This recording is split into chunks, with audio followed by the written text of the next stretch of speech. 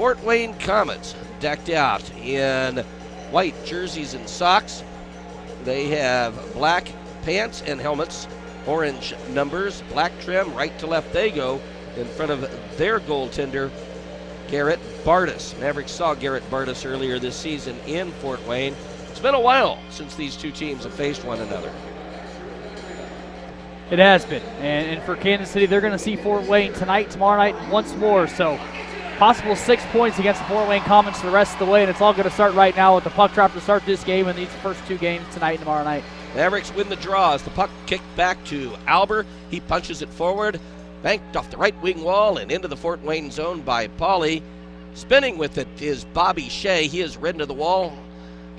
Falling down was Waugh. Now it's paddled into the left wing corner. Mavericks keep it into the Fort Wayne zone in the corner to the right of Bartus. Mavericks take it away. A pass just behind the back of Brooks. And Fort Wayne a 3-on-2. Desjardins drops it behind him. Now back to Desjardins.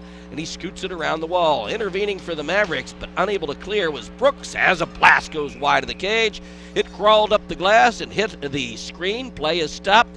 19:24 to go in the first. It's 0-0. Carlson tested early, as you can see. Fort Wayne quick in transition the opposite way. That 3-on-2 actually got held up a little bit by their own player. A lot of times you'll see that pass go to the front forward, who can then gain the line and then work the pass back towards the middle. This time, though, Fort Wayne decided to hang on to the puck as they carried it into the zone, which forced one of their forwards to slam on the brakes at the blue line. Kind of disrupted it up, making it more of a 2-on-2. They worked to the right side eventually, and a quick shot, good save. Fort Wayne wins the faceoff, and the Mavericks in the long shot, knocked down by Carlson. Now a blast by Cheek. That's turned aside, and Van Wormer unable to clear the zone. Now he does peg it to center ice. Cheek have a hard time finding it, and he delivers it to his own end of the rink. Long pass. Cheek deflects it on the left side to Larraza. Stolen. Cooper enters the Fort Wayne zone. Leaves it for Van Wormer. His centering pass knocked aside, but the Mavericks keep it in.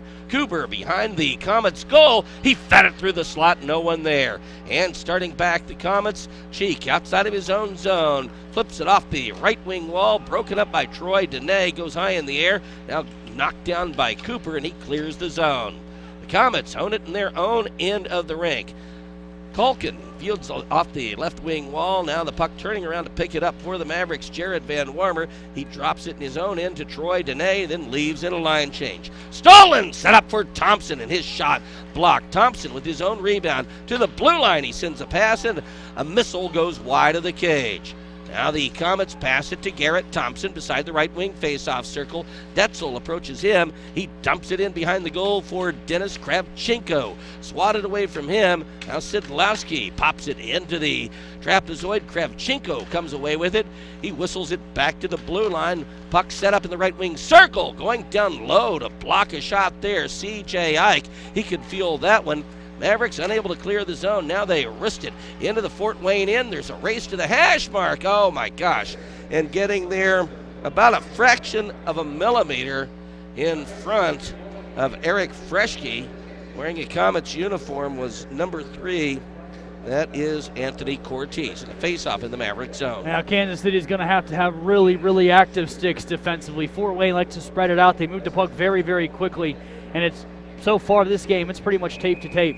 So you're going to have active sticks in the passing lanes, force Fort Wayne to the outside, and make sure you cover up the middle in the slot area and in front of the net. Don't allow anything easy for them. Komets play it in front, broken up. Bobby Shea with the rebound, dumped it to Curtis Leonard. He was unable to find the handle on it, and he's forced to go to his own zone to gain the puck. Now driven off Waugh and into the right wing corner. There's a race for it. Gabriel Desjardins gets there first. He scoots it back to the right point for Bobby Shea, who hands off on the right side. Twisting and turning was Tyanulin, and we get a stop and play, and there's something on the ice. I don't know what it is. Did someone toss an item from the seats or what? Well, I think it's a puck. Not sure where it would have come from. It could have been thrown on the ice, or I really have no idea how that just happened. That's the last thing the Mavericks need, is to have 2 pucks in their defensive zone. Right. Yeah, it must have been tossed from a fan maybe. I don't know where that would have come from, but good work by the linesman actually to recognize that and blow the play dead. On the face-off, Matt Robertson fires it off the skate of Danny Smith, who charges into the Fort Wayne zone. He and Shea collide, both back to their skates. The Komets paddle it out to Tyanulin, who relays it across his blue line, held on by Elbrick, and he saucers it in behind the goal. Mavericks working to keep it into the Komets zone as twisting and turning, it goes back to the point. A shot by Adolowski, broken up, then the rebound fired goalward by Robertson. Komets unable to clear their zone. Curtis Leonard picks it up. A cross-ice pass to Shea, who crosses center ice, fires it around the top of the dasher boards into the right wing corner. Cheek shovels it to Larraza, who continues it around back to Troy Lowney. His blast blocked, and behind the goal is Larraza. He hands to Cheek, who skates to the blue line, then it cross ice. Lowney, a shot, a stick save, and fanning on the rebound, Hodgman. Now the Mavericks played along the wall and outside of their own zone. They get in a partial line change. Hodgman pulls up in the Mavericks' end, and he hands to Lowney. Lowney a pass just beyond the reach of Larraza. Mavericks pull it down. DeRochier squeezes it to the wall to avoid some checks. Now he finds some skating room up the right side. He penetrates the Komet zone. He just blows by a Komet. Now he's in the left wing corner. Flips it behind the goal. Goes Cooper now for the Mavericks. Spinning, looking for an outlet. He finds Freshke in the trapezoid. Now he skates into the left wing corner. Puck back to the blue line, a long shot. Someone kicked that away before it went goalward. And Garrett Thompson backhands to center. Into the Mavericks' end is Dennis Kravchenko, and he fires it off the top of the dasher boards. Swung back beside the faceoff circle by Widman, a centering effort. Oh my gosh, that one was broken up by defenseman Patch Albert. That came so close as he was trying to clear it to going into the goal. I'm sure he still has nightmares of that happening earlier. Sidlowski fires it off of Albert. Puck goes into the right wing corner. Thompson propels it back to the point, intervening Freshke, who hands to Cooper. Tried to split the defense, unable to. Rejected outside of their zone by the Komets. Thompson leaves it for Kravchenko. Back to Thompson. Puck went off of his stick and goalward, turned aside by Carlson. Reaching in and grabbing it, Eric Freshke, and he gives it a ride around the wall. Culkin keeps it in off the right wing boards for Tyanulin. Now he goes near the blue line before he turns and saucers it into the right wing corner. Ike tries to seal. Desjardins, though, finds a Waugh in back of the goal. Now he bounces it off the boards back to the blue line. Saucered in behind the goal. Tyanulin is scrunched to the boards. He couldn't pick it up, but Waugh does. Waugh lets one fly. That goes off of Cooper and the length of the ice. And the Mavericks change lines.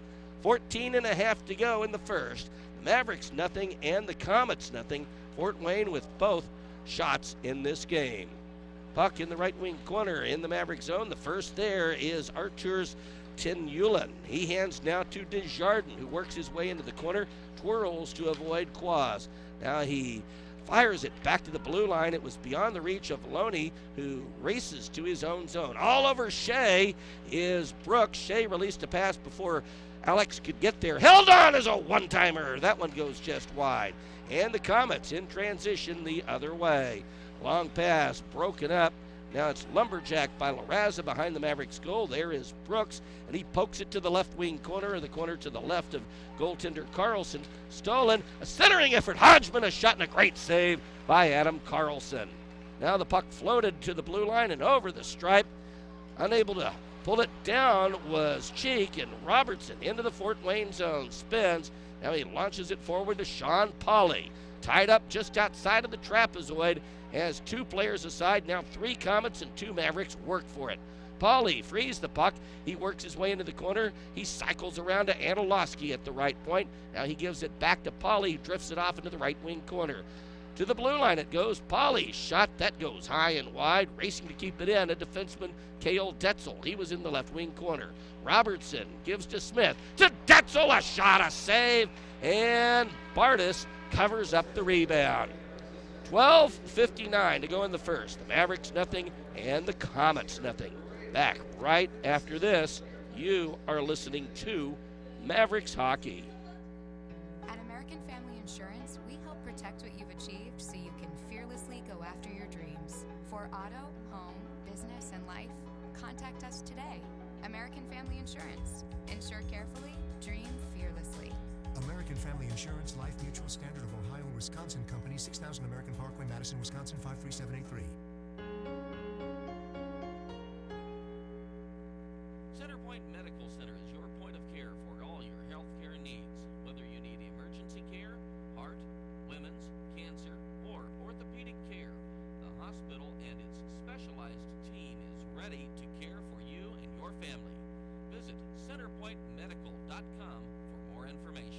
Hi, this is Jack Major, and I'm listening to Mavericks Hockey.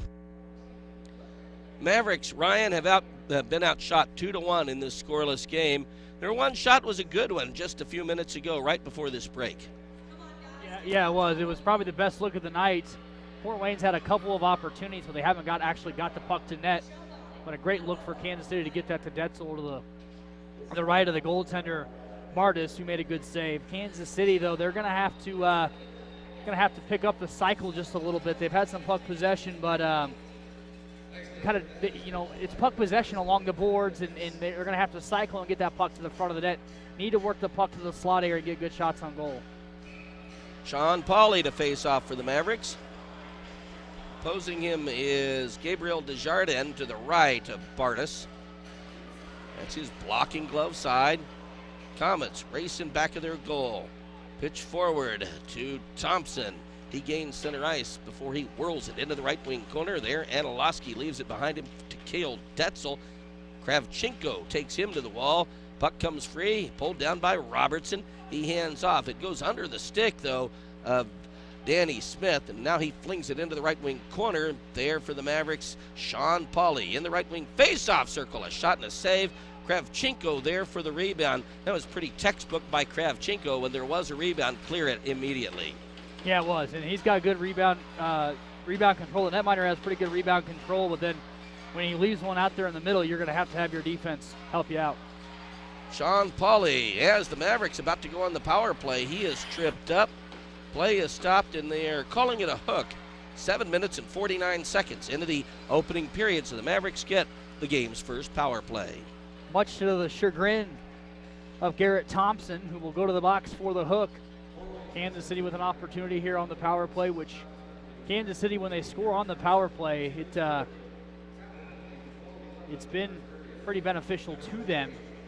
So a good chance here for the Mavericks. Garrett Thompson now up to 50 minutes in penalty time. The Mavericks with the 8th best power play in the league. 38 goals on 208 tries. That's 18.6%. They have scored or given up 12 shorthanded goals as we quickly get an offside. Puck was lifted to the blue line, glove down by Bryce Anilowski, and he tried to buy one from the official, but no doing there. No, not quite. He kind of caught the puck outside the zone and just tossed it back forward. Probably could have gone for a hand pass too, actually. Either way, good opportunity, good try by Bryce, but not going to fool the linesman right next to you. Komets with the 9th best penalty kill in the league, 35 goals given up on 219 attempts. That's 84%. They have scored 12 times while shorthanded. Patch Albert at the right point. He wristed it beside the right wing face-off circle. Now sent straight up on the blue line, given to Albert. He scoots it forward. Robertson a blast and a save by Bartus. Now it's flung beside the left wing face-off circle. Mavericks keep it in. Intercepting a pass, though, Desjardins, and he waits as long as he can before he slowly paddles it into the Mavericks' end. 1:15 to go on the Independence Power and Light power play. 11:22 remaining in the opening period. No score. Bryce Anilowski penetrates the Fort Wayne zone. He cycles around. It comes to the left point for Patch Albert. He delivers it up the wall. Stolen, but kept in by Patch Albert, who bings it off the right wing wall.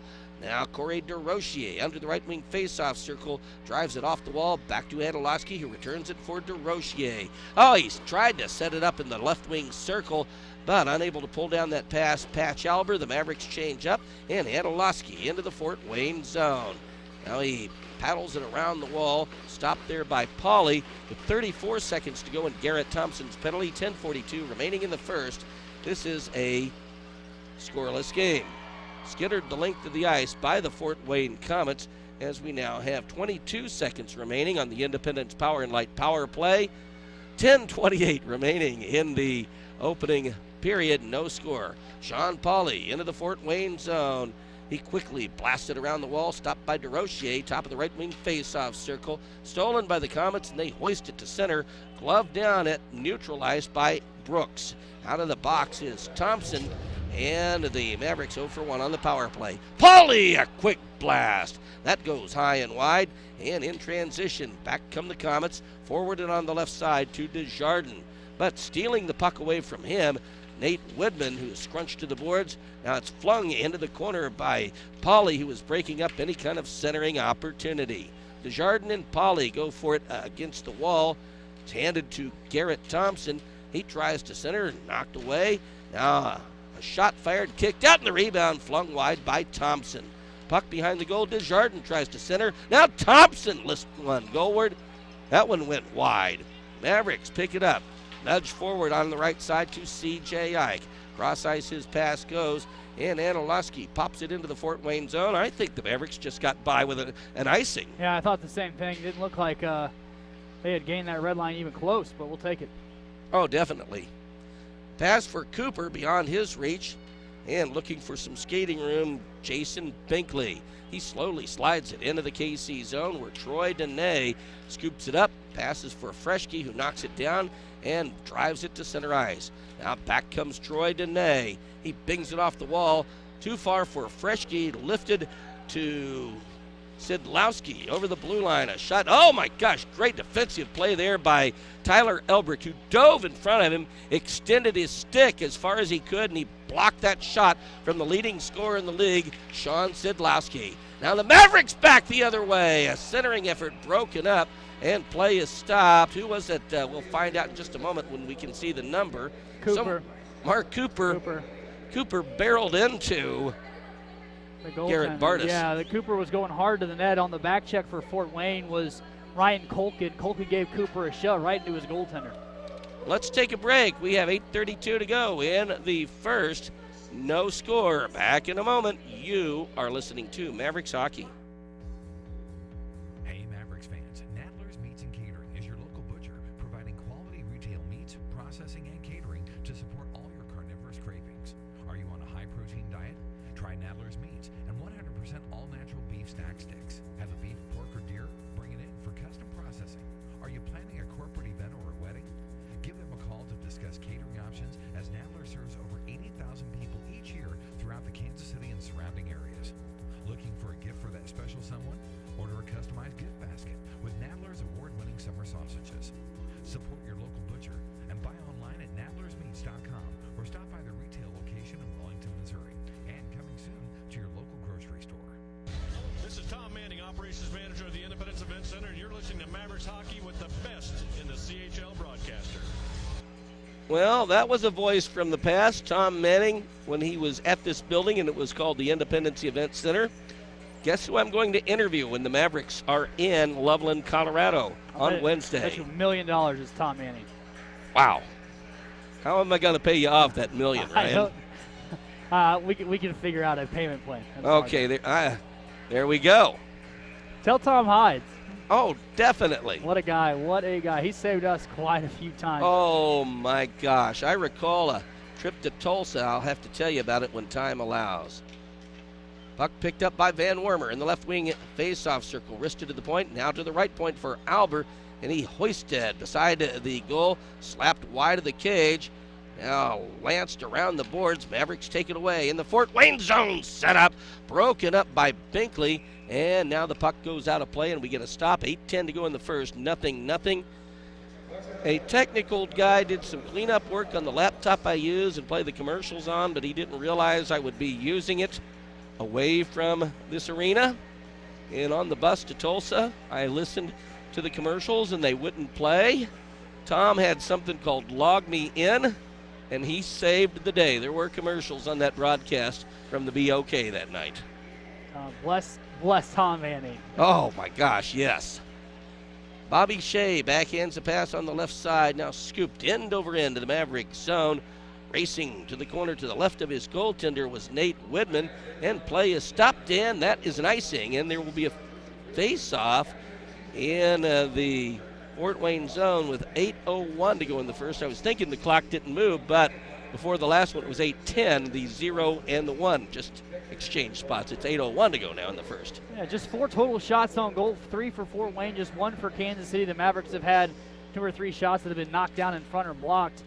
So, again, shots on goal are good, and more importantly is the quality of the shots on goal. Komets send it into the Maverick zone. It runs out of gas before it goes for icing, as passed by Quaz to Albert, back to Jordan Quaz. Hands off, set up in front beyond the reach of Albert, a defenseman who was charging goalward. Now popped in the left wing corner. Mavericks scooted along the boards.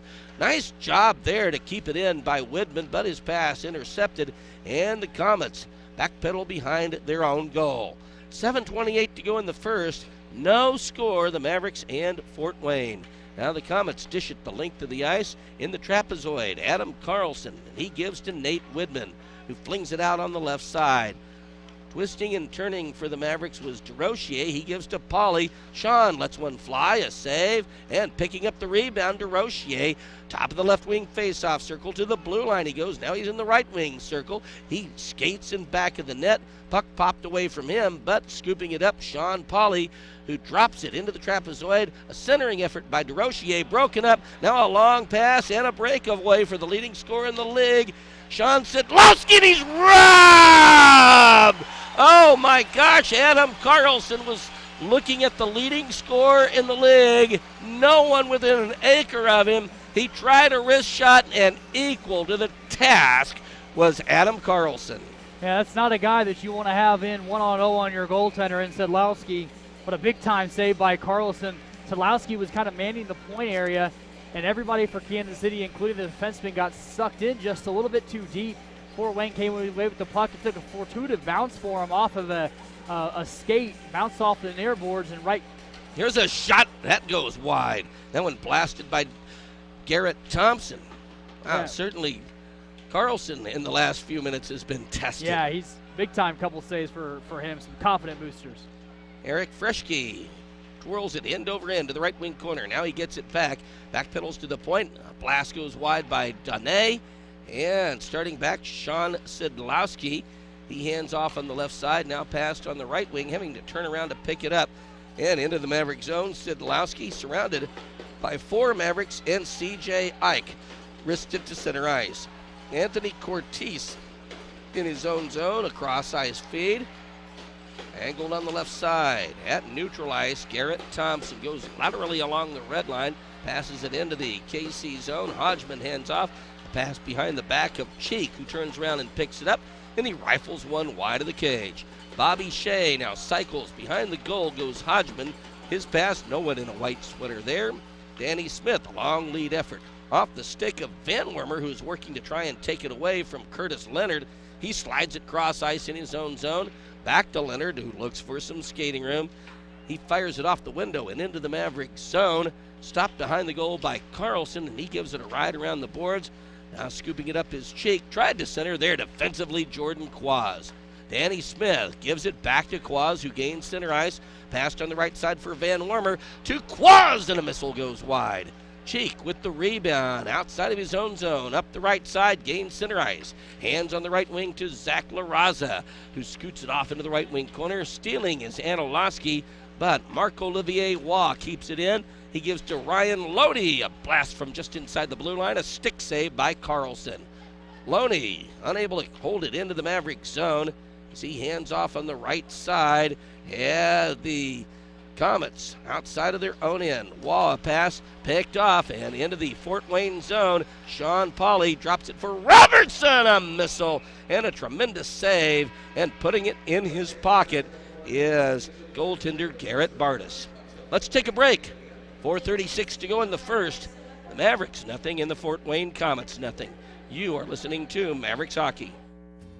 If you have short-term or long-term pain, quit living with it and let Gray Chiropractic help relieve or eliminate that pain. Dr. Gray and his staff are trained in the latest pain-free treatment methods. Whether you need chiropractic care, acupuncture, massage therapy, nutritional counseling, or other pain-relieving therapies, take control of your own health care with no drugs and no surgery. Let Dr. Gray and his staff show you the right way to a healthy lifestyle now. Call Gray Chiropractic at 816-795-1121. Visit their Facebook page or go to graychiropractic.com. Mention this ad from the Mavericks broadcast and get 50% off your out-of-pocket costs on your first visit. Hi, my name is Howard Wigman, and we love Mavericks hockey. 4 minutes, 36 seconds to go in the opening period. No score, just 6 shots for the Komets and 2 for KC. Yeah, Mavericks going to have to pick it up a little bit offensively. Fort Wayne's had sort of the front foot, if you will, in this game. A little bit more puck possession, and obviously 6 shots on goal to just 2, but they've also had some shots that have missed the net, and they've controlled more of the puck in their offensive zone. Kansas City's going to have to do a bit of a job. Again, they like to work low to high, which is good, but then those high men, those defensemen are going to have to get those pucks to the net, or you got to facilitate that play down into the corners, and then from the corners or the hash marks along the face-off circles against the boards, work that puck to the front of the net. Face-off in the Komets zone.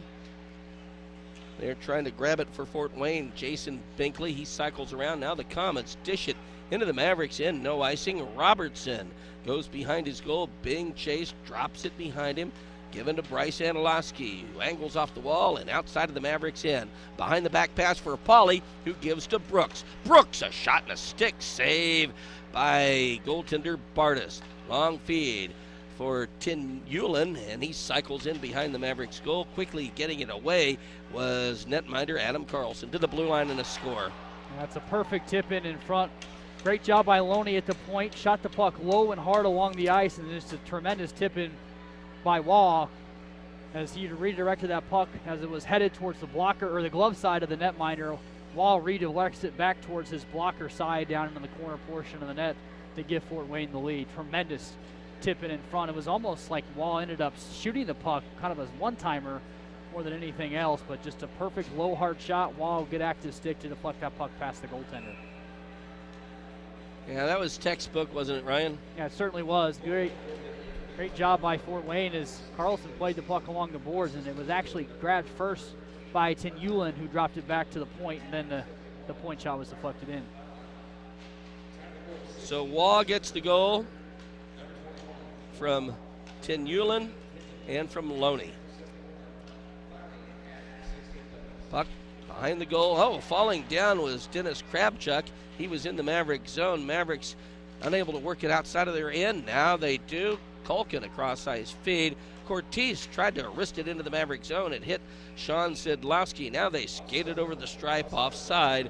3:25 to go in the first. 1-0 Fort Wayne. Yeah, going to be important for Kansas City here to try to regroup, rebound, try to get this game tied late in the period. You certainly don't want to compound this by giving up another goal this late and extending the lead to 2-0. Fort Wayne is obviously one of the better teams in the league, and they're very good when they have the lead after one period. So for Kansas City, it's going to be important to find a goal here in the late stages of this period. Elbricht feathers it on the left side. Ike's pass broken up. The Komets unable to enter the Maverick zone. C.J. Ike, hands on the left side. Cooper, a long shot caught and held on to by netminder Garrett Bartus. 3:10 to go in the first. 1-0 Mavericks. Yeah, Fort Wayne will take that all day long. Good hard shot by Cooper, but all the way up from the blue line with nobody in sight as far as a Maverick sweater for a deflection or even a rebound of any sort, and just a high shot right into the glove save, or into the glove side, and a glove save made by the goaltender Bartus. That's exactly what Fort Wayne will take, is pressure up at the blue line and then back check, nobody even near the net for a rebound, but nothing even came of it as the shot was a little bit high. Draw will be to the right of Bartus. Jordan Quaz on the faceoff for the Mavericks. Puck goes into the corner to Bartus right. They fling it around the wall. Mavericks battle Quaz to keep it into the zone. Poke to the blue line. Nate Widman blasted off of the boards behind the goal. Now it's dumped in behind the net. There Bobby Shea gives to Hodgman. A rink-wide effort behind the back of Leonard. Now it's launched in the air, glove down by the Mavericks, and Quaz hands in his own zone to Nate Widman. He backpedaled just a bit before he fired at the length of the ice, and not the length of the ice, but to center, and a hand pass stops the action. 2:41 to go in the first. 1-0 Fort Wayne. Fort Wayne, obviously a very skilled team, all up and down their lineup, defensively and offensively. On the defensive side, they do a great job standing up the opposition. There's really not a lot of skating room. We saw DeRochier have some skating room earlier and got by a defender. Other than that, though, if a Fort Wayne player comes to the aid on defense, it's pretty much just a stand-up. You're going to have to probably pass the puck to get through them. You can't really skate it around.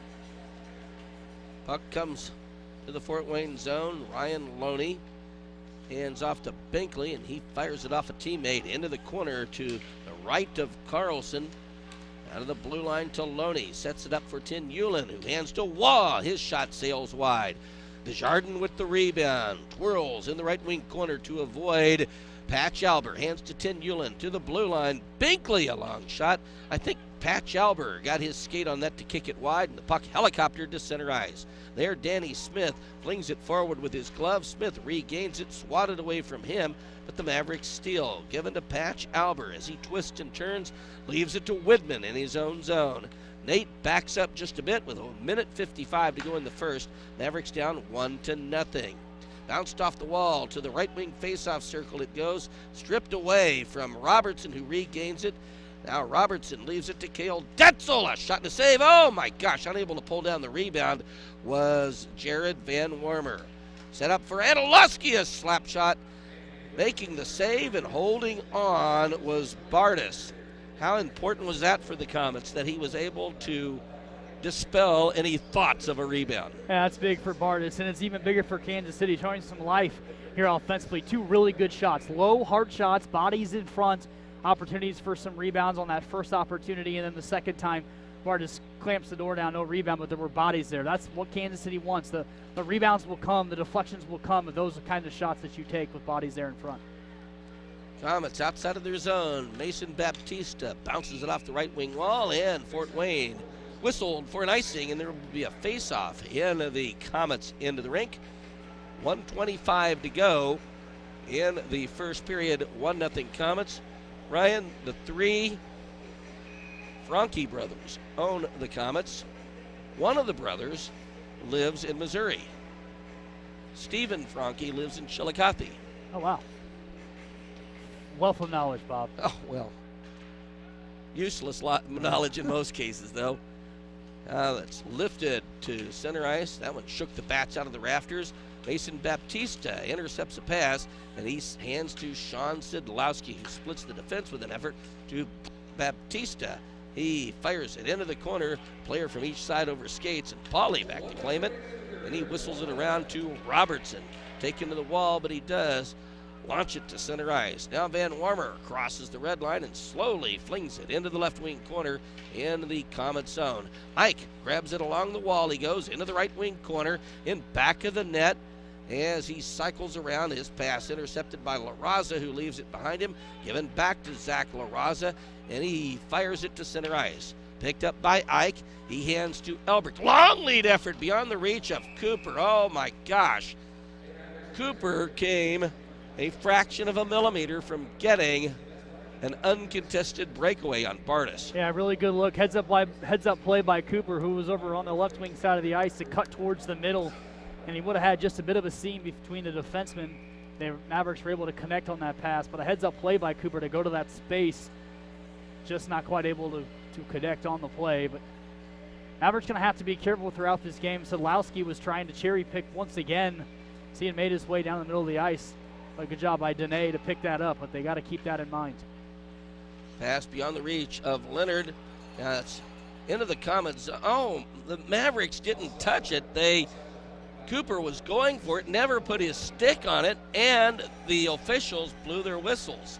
Yeah, not sure why the play was blowing dead. I'm also not really sure why they didn't wave the offsides off. Looked like the Maverick player on the left wing side had got cleared back across the zone. But Albert spanks it off the right wing wall, and now it's launched back into the Mavericks end. Fired to the blue line of the Komets. Justin Hodgman being monitored by Cooper. Given to Leonard, slowly outside of his own zone. Turns and springs it into the Mavericks end. There for KC is Albert, and that's how the first period comes to an end. The Komets go to the dressing room with a 1-0 lead. Ryan? Yeah, all in all, not a terrible first period. Obviously, Kansas City with some offensive output there in the back end of the period gets the shots on goal back to even at 7 aside. Fort Wayne with a tremendous tic-tac-toe play, and we're able to get a redirection to give them the goal. Can't do much about that, but if you're Kansas City, you go into the dressing room, and you got to like the closing minutes of this first period. The shots on goal were better. The opportunities were better. And so that's what you got to focus on if you're Kansas City. You want to make sure that you use that to your advantage as far as using the tape, if you will, and roll that over into the second period. You got to get pucks in that like they were doing, and then obviously you want to clear out bodies in front of the net and not allow them to have those redirect opportunities in that second period. Well, coming up on this intermission, first of all, you'll hear from some of our great partners. That will be followed by a conversation that I had with Mavericks team captain Tyler Elbricht. After we speak with Tyler, then we will move forward with the community partner of the game interview. And the community partners tonight, Tall Cedars of Lebanon. And from this group, you will hear from Joe Russell. After that, we'll have a recap of the first period. Recap sponsored by Darren Clay and the people at CCR Roofing. And then Ryan will tell us what else is going on throughout the league. That's coming up in just a moment. Hey, fans, be sure to check out ECHL.TV, the live streaming destination for the 2017-18 season. Catch all the latest live action from across the premier AA Hockey League, including multi-game high-definition view and playback functionality on both your PC and mobile devices, as well as on Apple TV, Chromecast, and Amazon Fire TV. Visit ECHL.TV today to get into the game and never miss any of the action. Tyler Elbricht will be heard from right after this. 1-0 Komets after 1. You're listening to Mavericks Hockey. Mavericks coaches John Scott Dixon, Kyle Hood, and Matt Stevenson work hard every day to create a team that has the mojo needed to bring the Kelly Cup to Kansas City, and Mojo Construction LLC, a proud partner of the Mavericks, works hard to build a home that will make you feel like a champion. See their work on Facebook or call them 816-215-5628. Be a champion with Mojo Construction LLC. Call them 816-215-5628. Mojo Construction, a proud partner of the Kansas City Mavericks. Hey Mavericks fans, Nadler's Meats and Catering is your local butcher, providing quality retail meats, processing, and catering to support all your carnivorous cravings. Are you on a high-protein diet? Try Nadler's Meats and 100% all-natural beef stack sticks. Have a beef, pork, or deer?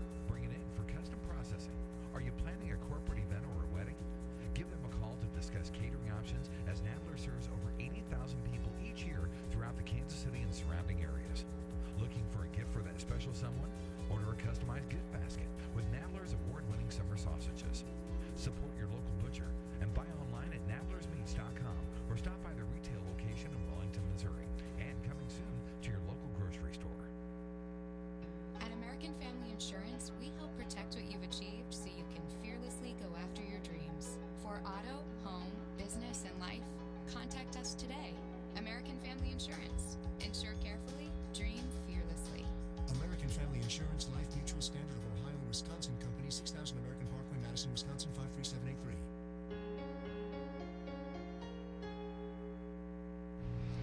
Hello, I'm Hunter Smith, and you're listening to Kansas City Mavericks Hockey. Tyler Elbricht is the team captain for the Mavericks, and he does a very good job defensively. He's picked up some assists, and for the first time this season, on Tuesday against the Rapid City Rush, he scored his first goal of the season. Well, Tyler, you've had better shots than that, but wow, blasting one from center ice. Tell us about that lamplighter. You know what? It was obviously a lucky goal, but Paulie won a battle on the wall. Troy threw it over, and instead of just dumping it in, I threw it on net, and it went 5-hole. And this part of the season, you score your first goal of the season, and then later on in the game, I think you rang one on the off the pipe. Who are you trying to be? Alex Brooks? I'll be Alex Brooks if it helps us win games, obviously. But we're trying to pitch in on the defensive side, a little bit more on the offense since we're not scoring a ton of goals right now. But our forwards are doing a good job of getting the puck to the D and getting to the net. You think a lot of fans realize that as a defenseman, for most defensemen, their job is not to score goals, but to keep the opposition from going into their defensive zone. I think we all hope so as defensemen, but obviously there's some offensive defensemen, but my job overall is to try and keep guys from scoring. So it's it's something I take pride in, but when I can chip in, it's good. And how about you, when you're on the ice and you know the opposition has an offensive-minded defenseman? Do you change the way you play at all at that juncture of the game? No, you know what? We go over that before before the game, and I think that's more on our forwards to sort of know those guys that jump up so they can take them defensively. But obviously, communication from us helps the forwards, and we know those guys that may put up more points than we know when they're on the ice. I'm trying to remember last season when Sean Pauley was moved to the back line, if you were with the Mavericks then or if it happened after you went to Elmira. But if you were here, did Sean come up to you and ask any questions about playing defense? I wasn't here, but I think I got a text every day about his, how good his backward skating was, and that his hip checks were pretty good. But no, obviously Paulie jumped in there last year, did a great job from what I heard when I wasn't here. And it's obviously nice when a guy can go play forward and D. And when you're skating backwards, and obviously you have to look at the forwards coming your way, or if it's an offensive-minded defenseman once again, how do you judge when to hit them, when to make a move to make sure you don't let them get around you?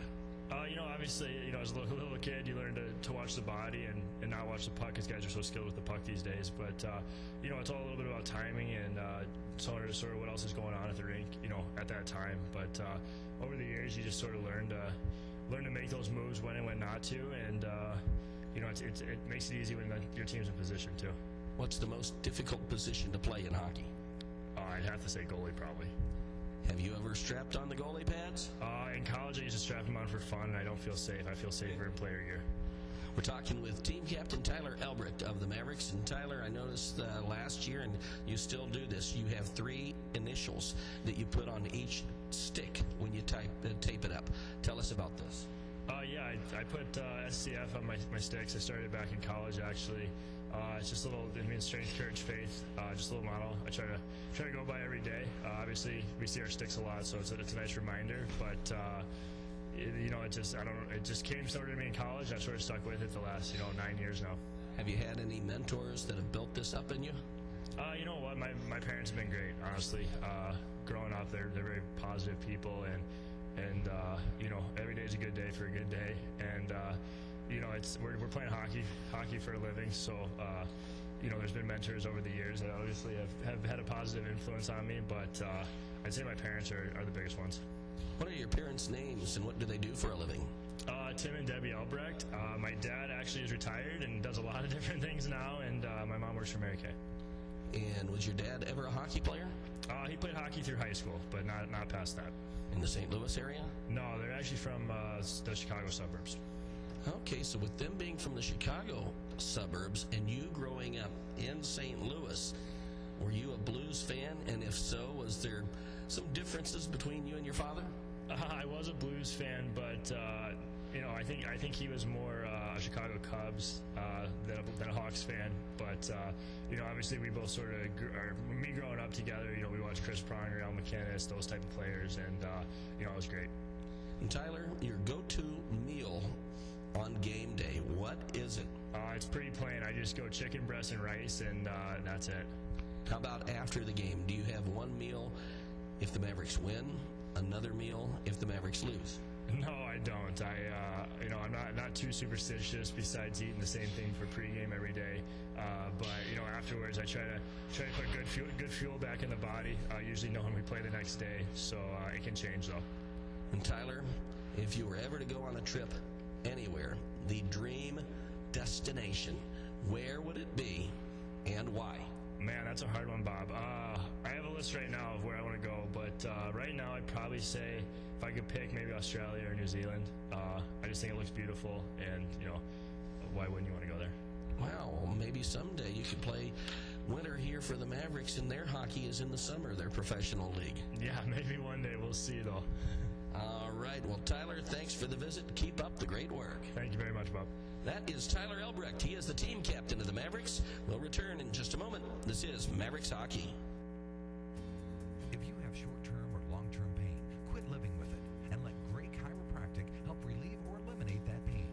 Dr. Gray and his staff are trained in the latest pain-free treatment methods. Whether you need chiropractic care, acupuncture, massage therapy, nutritional counseling, or other pain-relieving therapies, take control of your own health care with no drugs and no surgery. Let Dr. Gray and his staff show you the right way to a healthy lifestyle now. Call Gray Chiropractic at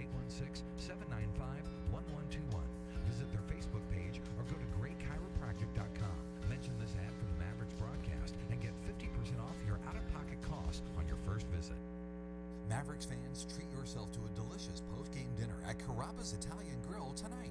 Check out Carrabba's signature dishes like chicken brine, house-made lasagna, and sirloin marsala, made with only the freshest and finest ingredients. Visit Carrabba's.com to find the location near you. And while you're there, sign up for Carrabba's Amici Club to receive exclusive offers, access to invitation-only events, and insider information. With Mavericks hockey and dinner at Carrabba's, you can't lose. Tonight's game is brought to you by the ECHL, celebrating its 30th season of affordable family entertainment. The ECHL would like to thank the following league sponsors: AMI Graphics, official signage provider; BFL Canada and Sutton Special Risk, sponsor of the 2018 ECHL Hall of Fame induction ceremony; the Migray Group, your source for game-worn jerseys; CCM Hockey, official on-ice equipment provider; Ephesus Lighting, the preferred lighting partner of the ECHL; Geico, official auto insurance of the ECHL; Sherwood Hockey, official puck provider; Sports Tape, official sports tape provider; Warrior, official performance sportswear provider; Sweat X, the official laundry detergent and odor eliminator of the ECHL; and the Fairley Group, official commercial insurance provider of the ECHL. Catch all of the live league action by logging on to ECHL TV. And be sure to download the ECHL mobile app for Android and Apple handheld devices. Hello, I'm Carol Detzel. You're listening to Kansas City Mavericks Hockey. The Mavericks community partner of this game is Tall Cedars of Lebanon. And from Tall Cedars, we have Joe Russell. Joe, we appreciate you visiting with us, and thanks for being a community partner of the Mavericks. What all do you do with Tall Cedars of Lebanon? Well, the Tall Cedars is a pennant body of Freemasonry, which means you need to be a Freemason to be a member. And what we do is we have a charity, which is the Muscular Dystrophy Association is our charity, and we've been working with them since almost day one as far as sponsoring them. I believe they started in 1950, and our sponsorship with them started in 1951. So we've had a long tenure with them. We are the longest sponsoring body with them, and we enjoy helping out, trying to find a cure for muscular dystrophy. And how is that going, searching for a cure? It is actually going really well. Just in the last year, the FDA has approved 3 different drugs for the different types of muscular dystrophy and helping with that process. And it's just a blessing, because it does take a lot of money to get these drugs tested and approved by the FDA. So it's just a blessing that 3 have been approved just in the last year. And you reminded me before this interview that the Muscular Dystrophy Association, of course, associated with Jerry Lewis and his Labor Day telethons that went on for many years. Yes. I don't know how many people out there remember the Labor Day marathons that he'd have. You might remember seeing the guys in the funny hats with it looks like a pyramid, a green or a white pyramid, depending on who they were. But that was the Tall Cedars. Jerry was a great, he enjoyed the Tall Cedars and what we did, and we had a great relationship with him. And we're sorry to see his passing in the last year, and also the fact that the marathons the telethons went away. So. And Joe, if people would like to find out more information about the Tall Cedars of Lebanon, how do they get a hold of you? Well, you can go online to www.tallcedars.org. Locally, you can go to www.motallcedars, all one word, .org, and that'll get the local Missouri groups there for you. And my information is on there as well.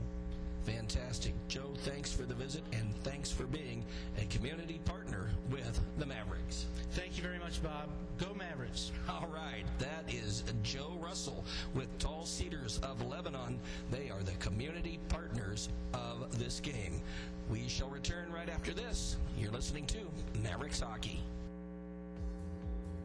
Hey Mavericks fans, Nadler's Meats and Catering is your local butcher, providing quality retail meats, processing, and catering to support all your carnivorous cravings. Are you on a high-protein diet? Try Nadler's Meats and 100% all-natural beef stack sticks. Have a beef, pork, or deer? Bring it in for custom processing. Are you planning a corporate event or a wedding? Give them a call to discuss catering options, as Nadler serves over 80,000 people each year throughout the Kansas City and surrounding areas. Looking for a gift for that special someone? Order a customized gift basket with Nadler's award-winning summer sausages. Support your local butcher and buy online at nadlersmeats.com or stop by the retail location in Wellington, Missouri, and coming soon to your local grocery store. At American Family Insurance, we help protect what you've achieved so you can fearlessly go after your dreams. For auto, home, business, and life, contact us today. American Family Insurance. Insure carefully, dream fearlessly. American Family Insurance Life Mutual Standard of Ohio and Wisconsin Company, 6000 American Parkway, Madison, Wisconsin, 53783. You know what's great? Airport parking. I know what you're thinking. How's airport parking great? Well, because parking at KCI is the easiest part of your trip, and it's where it all begins. It's like pulling right up to your ocean view, mountaintop trek, or big city adventure. It's your kids laughing, or your business deal. Done. And it's as easy as economy, circle, garage, or ballet. At Park KCI, find your space, plus special discounts at parkkci.com. Hello, I'm Brent Thiessen, President and General Manager of your Kansas City Mavericks. And the Mavericks down 1-0 after a period to the Fort Wayne Komets. Greeting once again, Bob Renison with you from the gondola at the Silverstein Ice Centers Arena with my good friend Ryan Gibson. Let's take a look at the recap of the opening period. The only goal came 16 minutes in when connecting after he found a rebound, or actually a one-timer, was Marc-Olivier Waugh. And for Waugh, that was his 16th goal and his 41st point of the season. It was an even strength goal. Artur Tyanulin picked up his 20th assist and 36th point, also helping out Ryan Lowney, assist number 15 and point number 22. Each team cranked up 7 shots on goal in the first period, which, well, you look at the shots throughout the frame, and for the most part of it, Fort Wayne had several more than the Mavericks. And the Mavericks 0-for-1 on the power play. The Fort Wayne Komets yet to get a man advantage situation this season. When leading after a period, the Komets 12-2-0-0, KC 5-15-0-2 when trailing after 1. That's the recap of the first period, sponsored by Darren Clay and the people at CCR Roofing. Ryan, other games in the ECHL go as what? 13 games tonight, 26 teams playing in Manchester with 11:37 to play third period. The Adirondack Thunder a 3-1 road lead over the Monarchs. 15:35 and counting third period in Norfolk. The Admirals are tied 2-2 with the Atlanta Gladiators. All Worcester in Worcester tonight, 4-0. They lead over the Wheeling Nailers. The Railers have the lead with 15:44 to play in the third period. 2-0 Toledo through 40 minutes of play in Toledo over the South Carolina Stingrays. The game we've got our eye on is the Brampton Bees hosting the Kalamazoo Wings. They're about set for the third period. It's 2-1 Brampton with the lead headed into the final frame. The Jacksonville Icemen are blasting their Reading Royals on home ice 5-0. 6.5 to play in the second period. 1:18 to play second period in Florida. The Everblades hosting the Greenville Swamp Rabbits. 2-1 Swamp Rabbits with the lead. The other game we're keeping our eye on is in Cincinnati. 2:32 to play second period. The Cyclones and the Indy Fuel doing battle. 2-2 the score in that one. And the Allen Americans hosting the Rapid City Rush as they get set for second period action. 1-1 the score in Allen. 1-0 Fort Wayne here in Kansas City. Through 20 minutes of play in Wichita, the Thunder hosting the Idaho Steelheads, and Idaho has a 3-0 lead. 18:50 and counting second period in Quad City. The Mallards and the Utah Grizzlies are tied at 2. And getting ready for first period action at the start of the game in Colorado, the Eagles are hosting the Tulsa Oilers. So standing-wise, probably like to see Cincinnati get a home ice win over the Indy Fuel tonight. Love to see Brampton hang on to their lead over Kalamazoo and then find a way if you're the Mavericks to get back into this game, get the game tied, and eventually come out way with a victory in this one. Help yourself in the standings tonight. Well, the Mavericks, even though they are down 1-0, they played well at some parts of the first period, right? Yeah, they did. Yeah, much better in the later portions of the first period. The shots on goal started to tally up a little bit, and the quality of them were much better as well. They were starting to get bodies into the front of the net, low hard shots. There were some rebounds left as well, and that's what they're going to have to do as we get set for period number 2, is get pucks in net with bodies in front. And again, the shots need to be low and hard. We saw that work out in the favor of Fort Wayne on their goal that was scored by Waugh. It was Lowney whose shot was low along the ice, and Waugh was able to deflect it in. So that's what you want if you're Kansas City, is low hard shots. Mavericks in the second period in front of Adam Carlson, right to left, in black jerseys, helmets, socks, and pants. Orange numbers, white and blue trim. The Fort Wayne Komets in white sweaters and socks. They have black pants and helmets, orange numerals. Left to right, they go in front of Garrett Bartus. The referee is Jeff Parker. The linesman, Jake Jackson and Michael Houle. Adam Carlson looked pretty good in the first period. Yeah, he certainly did. He made some nice saves. He obviously made the save on the breakaway of one of the leading goals of the leading point getter in the league, and so big time save for him, and obviously some confident booster saves as well. So I know his last outing in Kansas City sweater against Florida didn't go the way he wanted it, and he's had a few games off to kind of regroup, and he really looked good in that first period, and they'll need him to continue to be good. Yeah, sometimes that's what it takes, I guess, for a goaltender who maybe doesn't have the performance that he would like. Let another guy play for 2-3 games in a row, and then put the goaltender who didn't have the performance he wanted back in. Yeah, it's kind of a rest period, a chance to kind of mentally regroup a little bit, see some shots in practice, and kind of gain some confidence back, and then get him back into the lineup. And that proved to work pretty well. Nothing he could do on that first goal that was scored against him. It was just a perfect deflection. So we'll see what the rest of the 40 minutes have in store. But for Kansas City, obviously going to be important here early on. I want to try to work some momentum back into this crowd. Pretty decent sized crowd in the building tonight. Kansas City, you want to work that momentum back into your favor here early on. Marc-Olivier Waugh against Pauly, who wins the face-off. Nate Widman scoots it along the left wing wall and into the left wing corner there, being hammered to the wall. Curtis Leonard, who kicks it along the boards to a side scrum for it. Leonard propels it around the wall as it escapes the Fort Wayne zone. Backpedaling, Nate Widman, cross ice, he gives the puck to Albert, who propels it outside of his own zone. Twisting and turning was Robertson, puck swatted away from him. Bartus leaves it in back of his own goal as it's trickled into the corner to his left. Now the Komets start back. They fling it forward, a pass intercepted by Van Wormer, and he gives to Mark Cooper.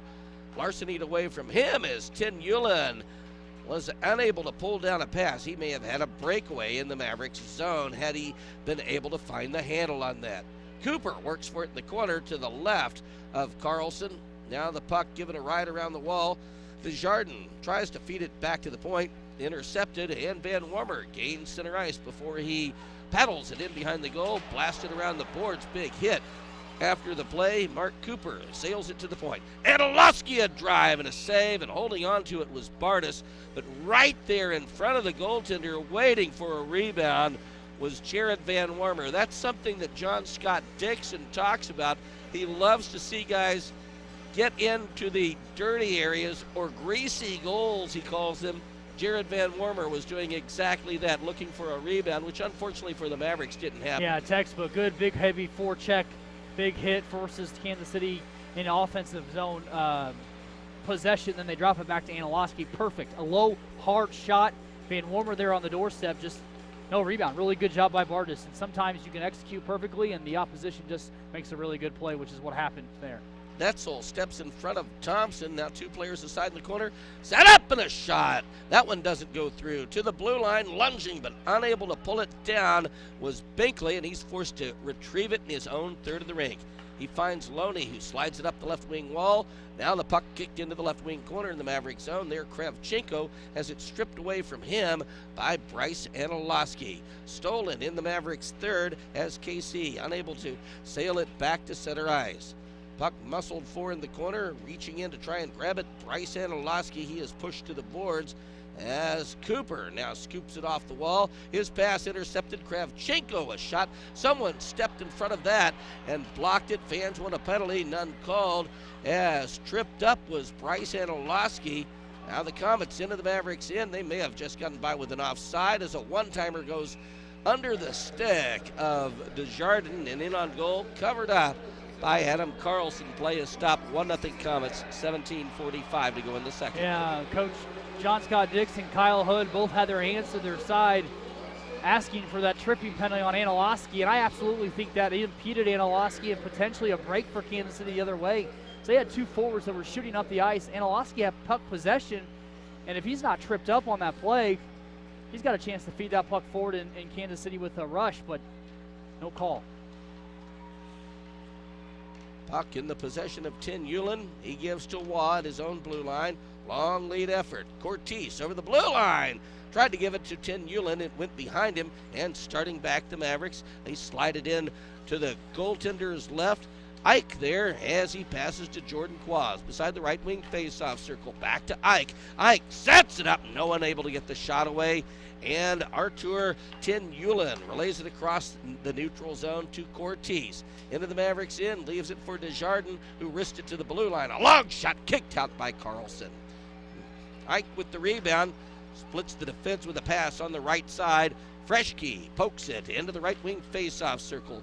There is Kalkin, who hands to Cortese, who nudges it forward to Tyanulin, who drops it in behind the goal. Anthony Cortese gave way to Ryan Kalkin, his teammate, as it's launched out on the right side.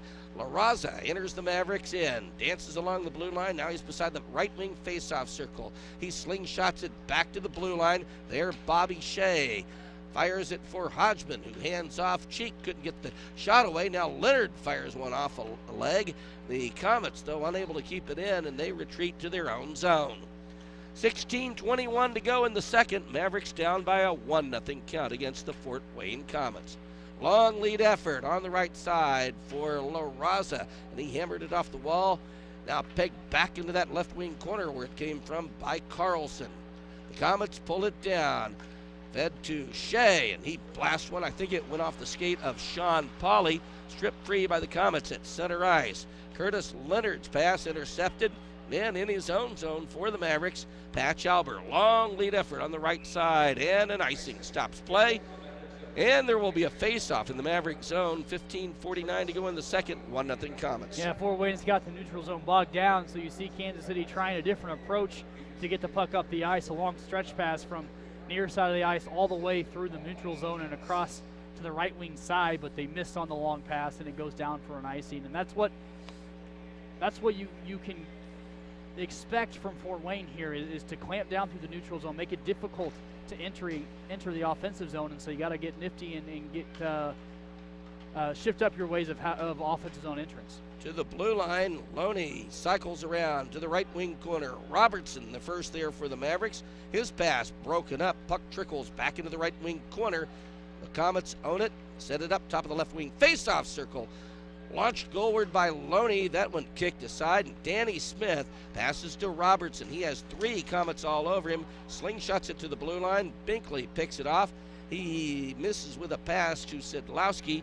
Now it's propelled into the Komets zone. No icing. Kravchenko leaves it behind him for Lowney, who orbits his cage and looks for some skating room. Oh, Van Wormer right there to intercept his pass to Rochier. Back to Van Wormer. A shot and a save that time. Bartus left the rebound, and Bartus, I thought that he had pulled his helmet off, but actually he had lost it with 14:57 to go in the second. 1-0 Komets. Well, pretty good look as Fort Wayne fanned on their clearing attempt, and so a good play by Van Wormer, who had just come onto the ice to track it down, and a pretty good look. There was a rebound in front. Van Wormer was crashing. He just couldn't get a stick to it, and then Bartus' helmet came off, which was actually a break for the Mavericks because Fort Wayne had gained possession, was set to exit their zone, but with that whistle, the faceoff stays in Kansas City's offensive zone to Bartus' left.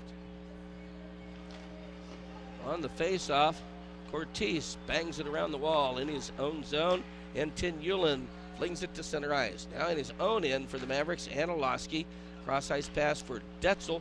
Long lead effort broken up, but gloved down by Van Warmer. It went just beyond his reach. Knocking it aside from the Komets at center ice was Cooper.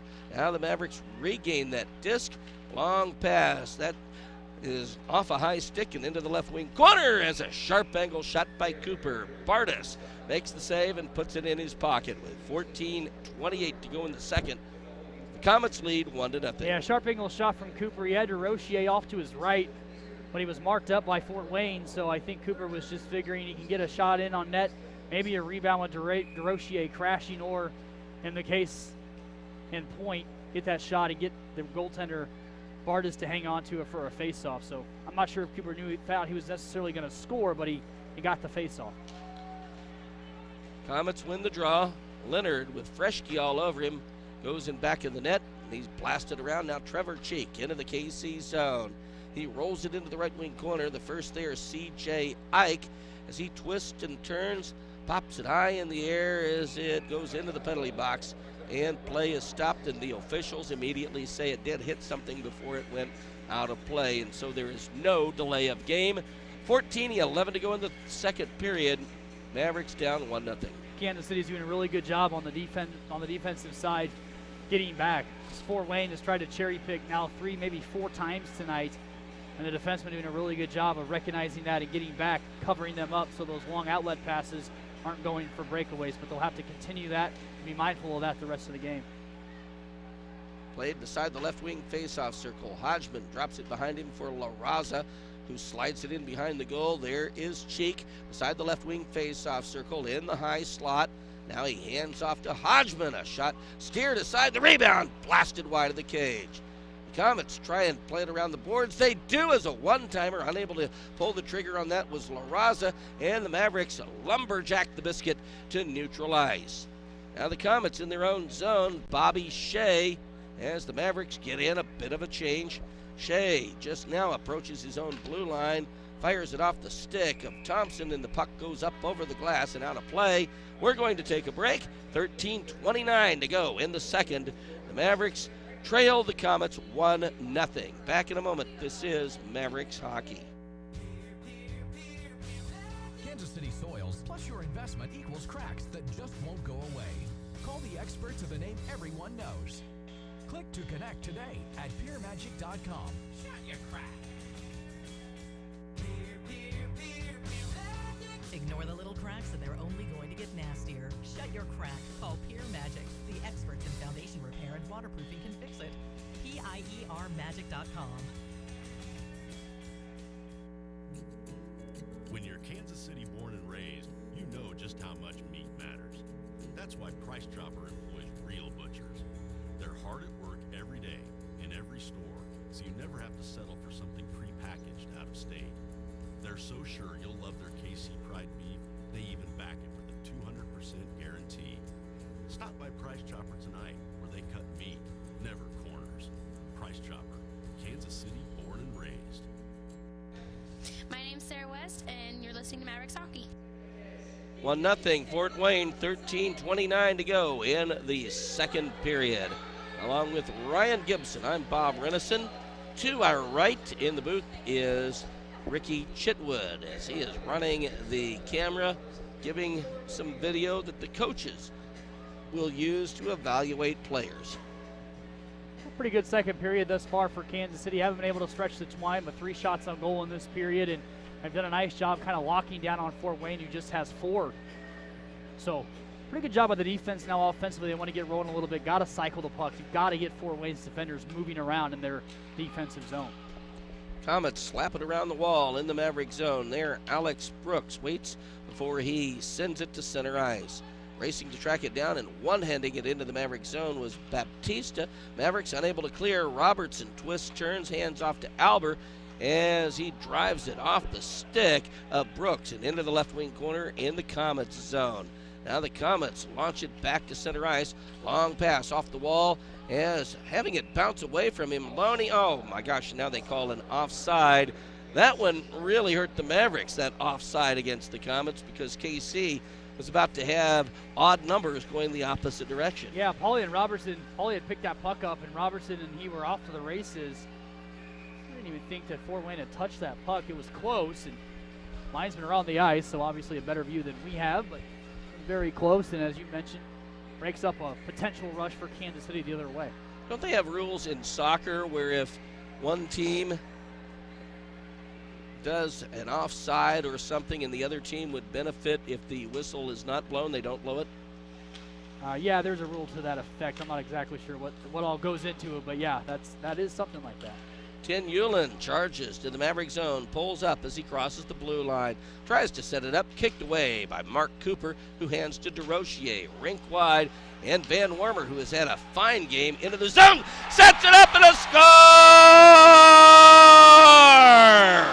Oh, what a pretty pass by Jared Van Wormer, as racing in and directing it home with a one-timer, Mark Cooper, and Mark Cooper has just scored his 16th goal of the season. That ties his all-time personal high. Yeah, really good work by Cooper. Fort Wayne was trying to fight him off on that left wing side of the ice. Van Wormer gained the zone. It was a perfect feed from that left wing side as he kind of opened himself up and just sent a laser right along the ice, and Cooper battling towards the front of the goal was able to shield off the Fort Wayne defender, get a stick to the ice, and deflect it past the goaltender Bartus, who had no chance. And Kansas City ties the game. They just whistled offsides again with nobody touching the puck. What did they call? Was it an offside or an icing? Could have been an icing. The puck didn't go all the way down the ice.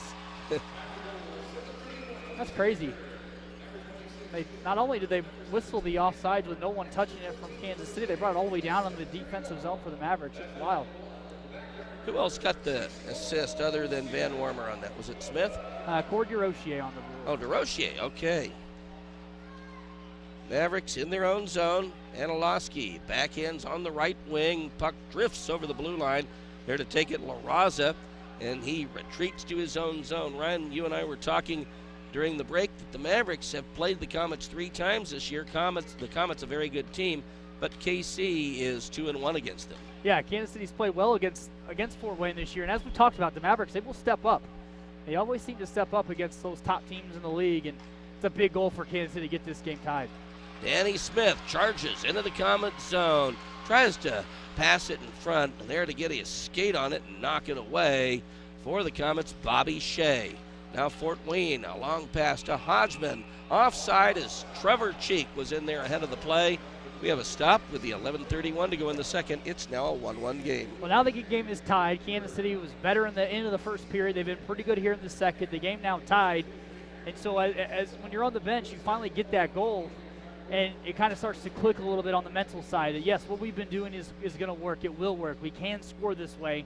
And then it's just a matter of stepping over the boards and onto the ice and replicating what you do, shift in and shift out. You got to continue to frustrate Fort Wayne, make it difficult for them in their offensive zone, work pucks to the net on the defensive side, and capitalize when you have a chance. Matt Robertson picks up the puck in front of his own goal. Now flung to the Fort Wayne blue line, twisting and turning there. Binkley, he blasted off the window, and hustling across the Mavericks line to pull it down was Kravchenko. He gives to Sidlowski, who propels it in front of the goal, broken up, and the Mavericks take it behind their own goal. Twisting and turning there is Dene, and he clears the zone. Garrett Thompson angles on the left side. Sidlowski, a pass for Kravchenko, stops beside the left wing face-off circle. Now he leaves it behind him for Lowney, who had trouble finding the handle on it. Mavericks take it and clear, and hustling to the Fort Wayne zone is Sean Pauley, forced to go wide. Now he's under the right wing face-off circle, a sharp angle shot kicked out by Bartus. Puck scooped up by Robertson. He gives to Patch Albert, who hands to Pauley, a backhand effort to save. Puck trickles in behind the goal. All tied up was Pauley. 1-1 the score, 10:21 remaining in the second period. Patch Albert plays it to the red line. Now it's wristed into the left wing corner in the Fort Wayne zone. Binkley has Widman all over him. He gives to Lowney, who pops it off the left wing wall and into the KC zone. An icing stops play. 10:04 to go in the second. It's 1-1. Now Bartus just made a big-time save, sliding to his left and kicking away a good opportunity for the Mavericks on the back door, or Kansas City would have taken the lead right back, or taken the lead.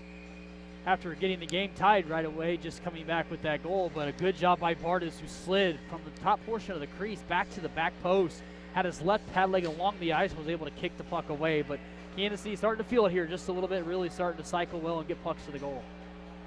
Face off to the right of Bartus. Pulled down by Binkley, and he slaps it off the wall to center ice. Anilowski gains it there, backhanded to the Fort Wayne zone. No Mavericks in their third could have touched it, or else the Mavericks would have been whistled for an offside. Now hustling to pull it down for the Mavericks, Mark Cooper under the right wing faceoff circle, twirls to avoid a check. Cooper hands off, now he regains the puck, centers as it was poked just beyond the reach of Van Wormer.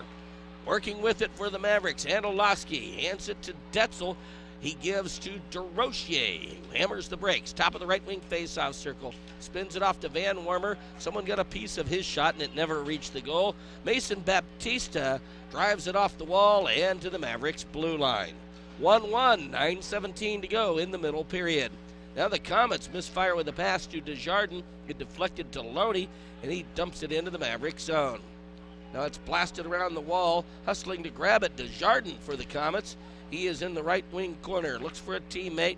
He wrists it top of the right wing faceoff circle. Hodgman retreats to the blue line. Now he's in the high slot. A blast hit the chest of the goaltender Carlson, and he squeezes the puck. 8:55 to go in the second. The Mavericks won, the Komets won. Back right after this. You are listening to Mavericks Hockey. Hey Mavericks fans, Nadler's Meats and Catering is your local butcher, providing quality retail meats, processing, and catering to support all your carnivorous cravings. Are you on a high-protein diet?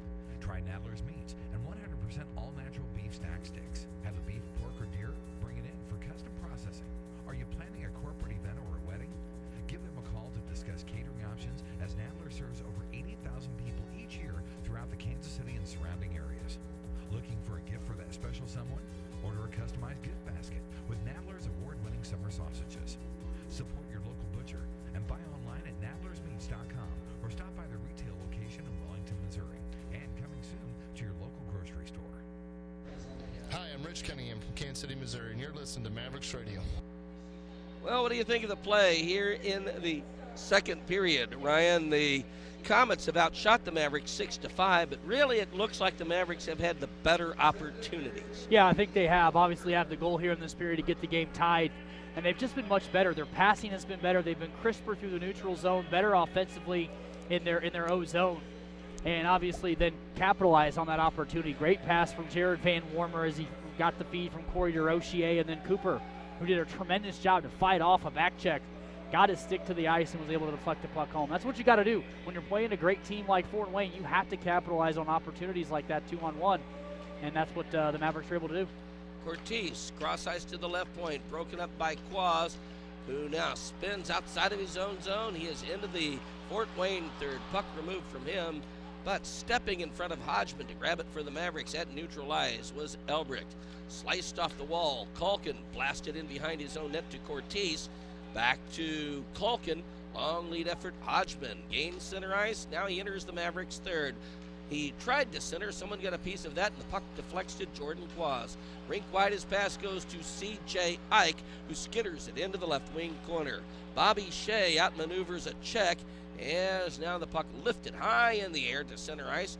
Mavericks gain it there in his own zone. Nate Widman, and he lifts it up in the air. Gloving it down right on the red line is Eric Freschke. He goes laterally along the stripe. Now he is into the Komet zone. A sharp angle shot, a save. The rebound. Oh my gosh, it was fired to the far wall. Now hustling is Robertson to poke that puck to the blue line. A long drive, a save, and fanning on the rebound there was Sean Pauly.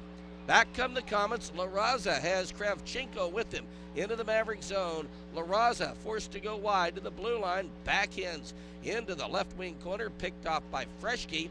Now it's broken up by Sidlowski as the Komets in front of the goal. To the blue line, they wing it, and the blast caught and held on to by goaltender Adam Carlson, and play is stopped. 7:25 to go in the second, 1-1 the score. Oh, Kansas City was so close. Sean Pauly was right there with the wide open net on a rebound, and he just couldn't quite get his stick to the puck to deflect it home. But good work again by Kansas City, working those pucks to the goal, getting bodies to the front. And unfortunately for the Mavericks and Sean Paula, he wasn't able to get his stick of his blade to that puck to knock it home. But that's much better again by Kansas City. It's working pucks to net with bodies there in front, and a good chance for Kansas City on that offensive output. Face off to the left of Carlson. Sean Pauley against Marc-Olivier Waugh.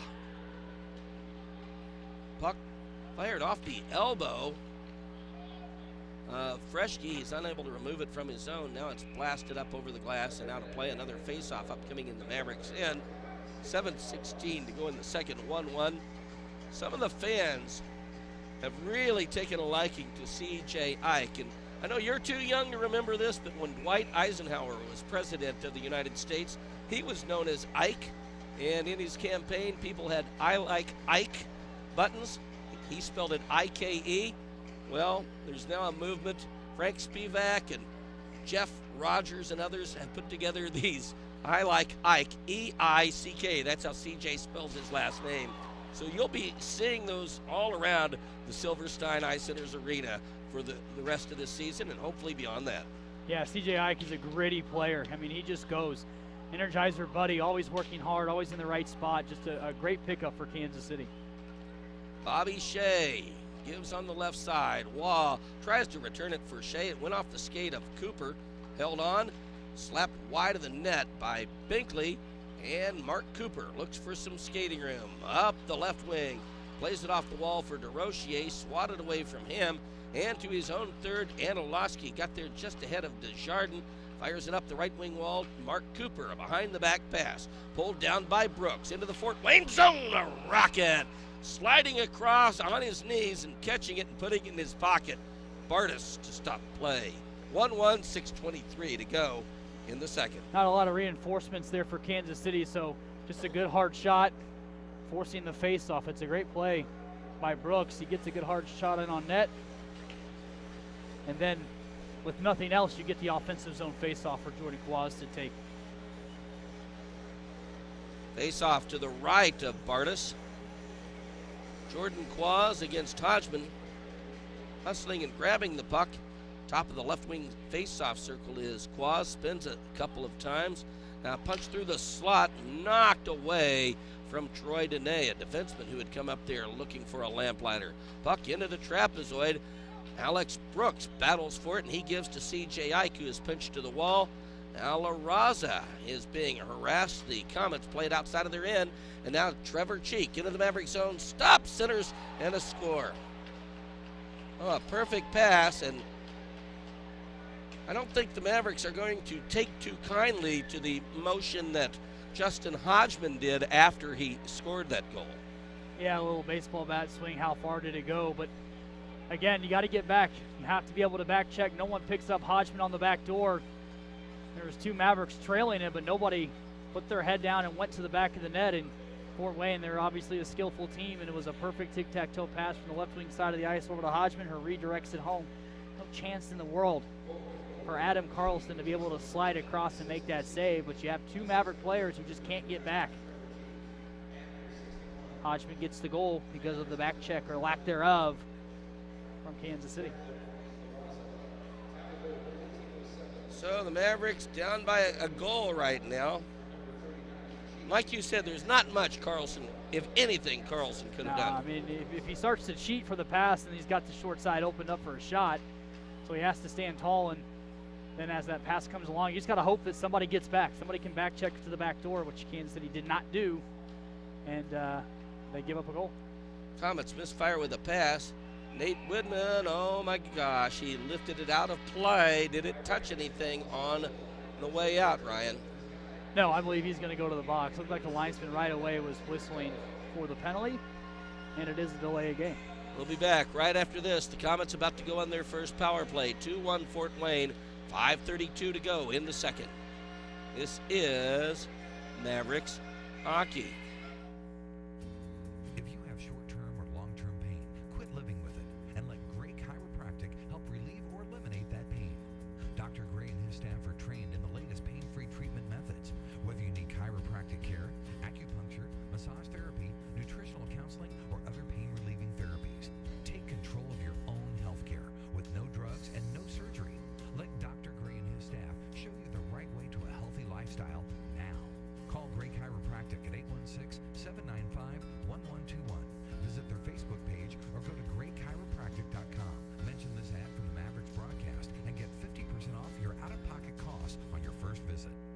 Jim Torn, and you're listening to Mavericks Hockey.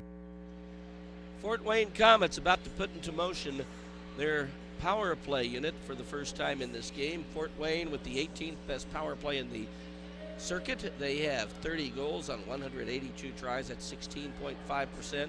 They have allowed 3 shorthanded goals. The Mavericks with the 24th best kill. 37 goals given up on 175 opportunities. That's 78.9%. The Mavericks with 2 shorthanded goals this season. Big call for the Mavericks penalty killers. Yeah, here late in the second period, just gave up a goal to lose the lead, or to lose the tie. Really don't want to give one up this close after giving up the tie. Stuffed in front, a shot by Sidlowski, knocked down by Carlson, and then he reaches out onto the ice with his trapper glove and covers up the rebound. Yeah, great job by Carlson. Tracked that puck along the ice. Sidlowski just kind of slowly skated towards the front of the net. And that's what goaltenders do, or goal scorers do. They go to the goal. That's what he did. He found the puck on his backhand and he tried to hammer it home. Really good job by Carlson to trace that puck, track it, and then make the save. From the face-off, cycled into the left wing corner. Anilowski pushes it to the wall. All over him is Thompson. Puck comes free. Now Waugh gives to Thompson in the left wing corner, who finds Sidlowski. Twisting and turning, looking for an outlet beside the left wing face-off circle. Backhands to the blue line. Set up for Lowney. Faked a slap shot. Hands to Waugh. Back to Lowney. A drive. That one kicked away by Carlson. A pass knocked away from Kravchenko. It deflected right back to him. Flung off into the left wing corner. Sidlowski's pass broken up by Pauly, but the Komets keep it in. Kravchenko shovels it to the point. Now a drive broken up by Van Wormer, and the puck ricochets to center ice. A minute to go on the Infinity penalty kill. 4:27 remaining in period number 2. 2-1, the Fort Wayne Komets with the lead. Dennis Kravchenko fires it to the blue line. A shot, I think that the goaltender got a piece of that, and Cooper clears, not out, nicely held on by the Komets. Kravchenko, a wrister, goes wide. Sean Sidlowski with the rebound to Kravchenko, a slap shot, sliding across to catch it and hold on. Carlson with 34 seconds remaining on the first Komet power play. 4:05 to go in the middle period. 2-1 Fort Wayne. Cooper tried to get way too cute, and he tried a stretch pass to Pauly up the center of the ice. So he passed it along the ice and basically just sent a pass right to the defenseman for Fort Wayne. You got to lift that puck and just send it down the ice, clear it, and get a change. Fortunately for Kansas City, Fort Wayne wasn't able to capitalize. Good save by the goaltender and no rebound on that last shot. Face off to the left of Carlson. Komets slide it through the slot, no one home. To the blue line the puck goes. Now to the right wing face-off circle. Pop back to Ryan Culkin. He delivers it into the left wing face-off circle. Now Hodgman brings it around to the blue line. Culkin tips it over top of the left wing face-off circle. A blast and a stick save by Carlson. Held into the Maverick zone by the Komets. A shot blocked by Troy Dene. And out of his goal to catch it was Carlson. He was spun around afterwards, but he didn't drop it.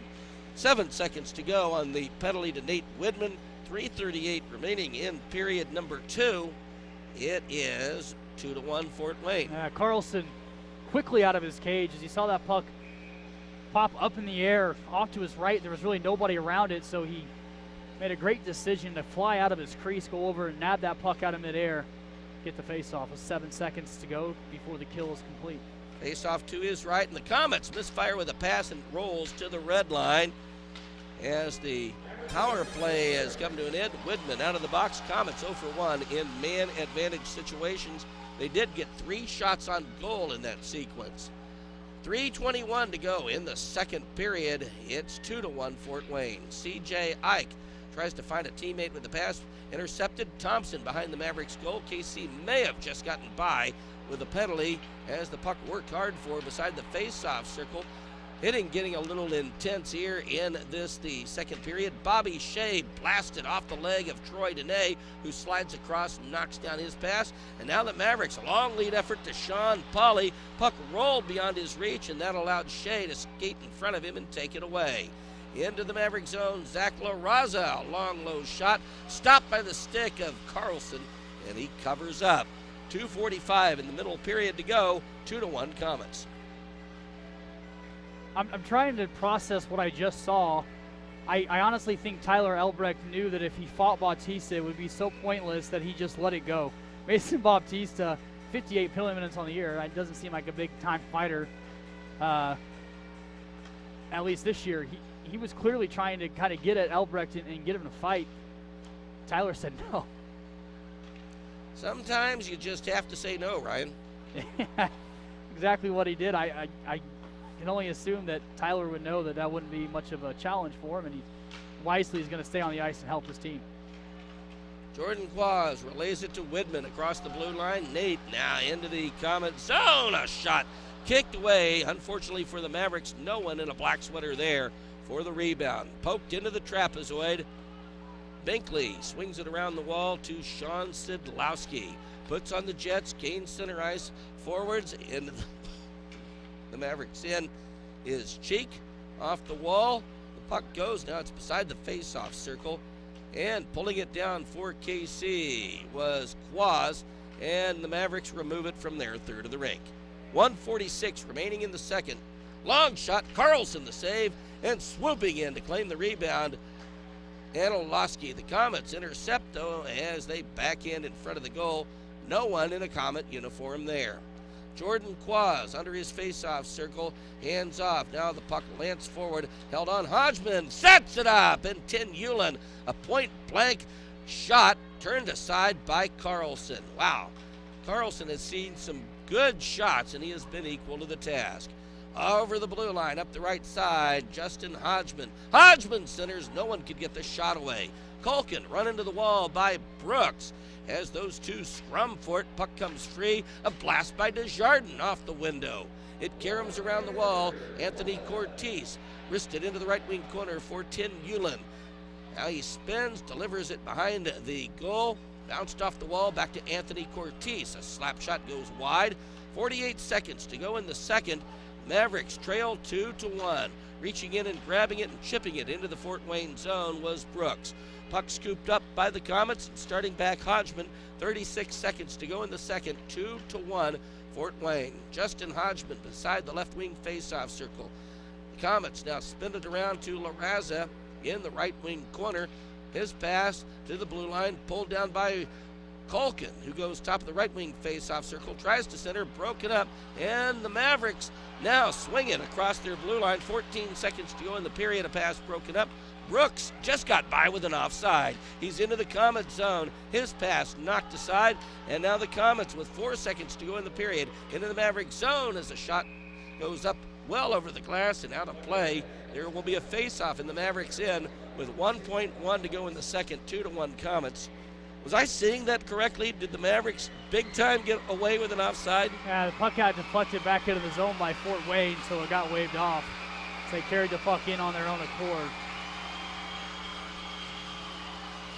What you did see earlier, and you made mention to it, was a tripping, potential for a tripping call. It was not called. On the face-off, the horn sounds, and these two teams have played 2 periods. 2-1 Fort Wayne, Ryan. You know, obviously Kansas City comes out of this period still trailing on the scoreboard, and they were outshot 12-8 in the second period. But I think for the most part, Kansas City played a pretty good period. Obviously, not good enough on the back check, which gave up the goal. But I thought Kansas City really kind of flurried a little bit. They had some good chances on the offensive side. And again, we saw another opportunity with a rebound to the back post, but there's just no one there.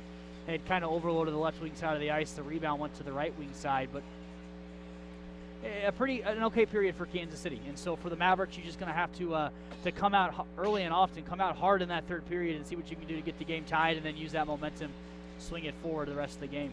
Do you change much up if you're John Scott Dixon and Kyle Hood? I don't think you change too much up. Obviously, some reminders to the defensemen and the forwards that you have to back check and cover up the back doors. Don't let any 2-on-1s, and the rest of the way, just keep battling, keep getting pucks to the net. All right. Hey, fans, be sure to check out ECHL.TV. That is the live streaming destination for the 2017-18 season.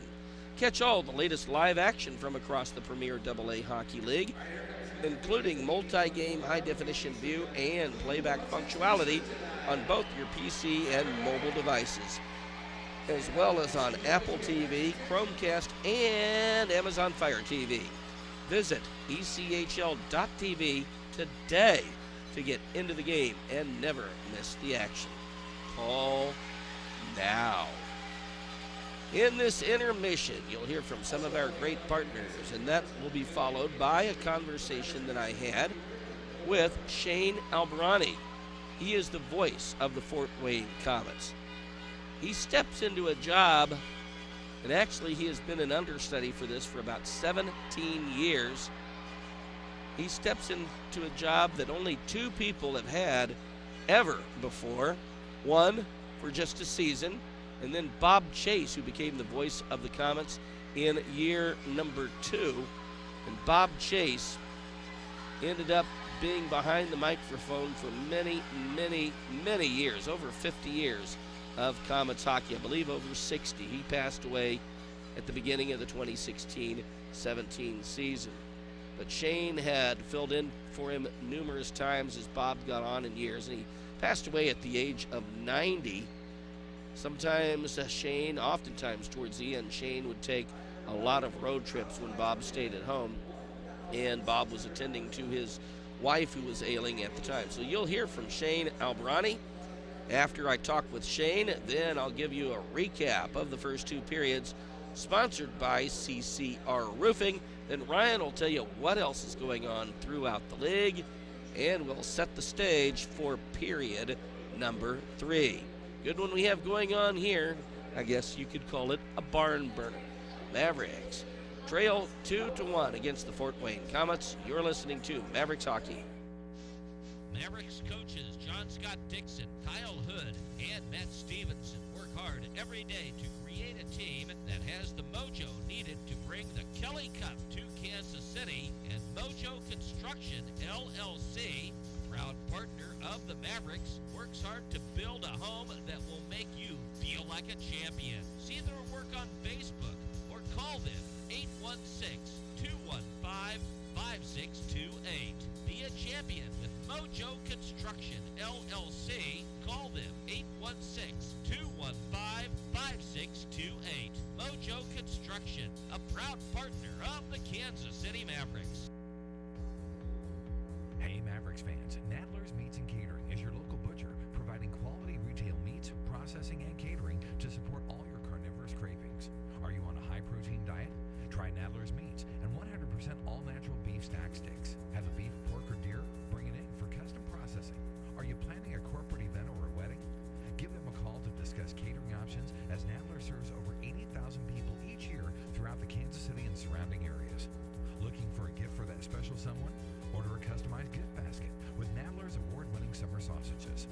Support your local butcher and buy online at nadlersmeats.com or stop by the retail location in Wellington, Missouri, and coming soon to your local grocery store. Hello, I'm Troy Donnet. You're listening to Kansas City Mavericks Hockey.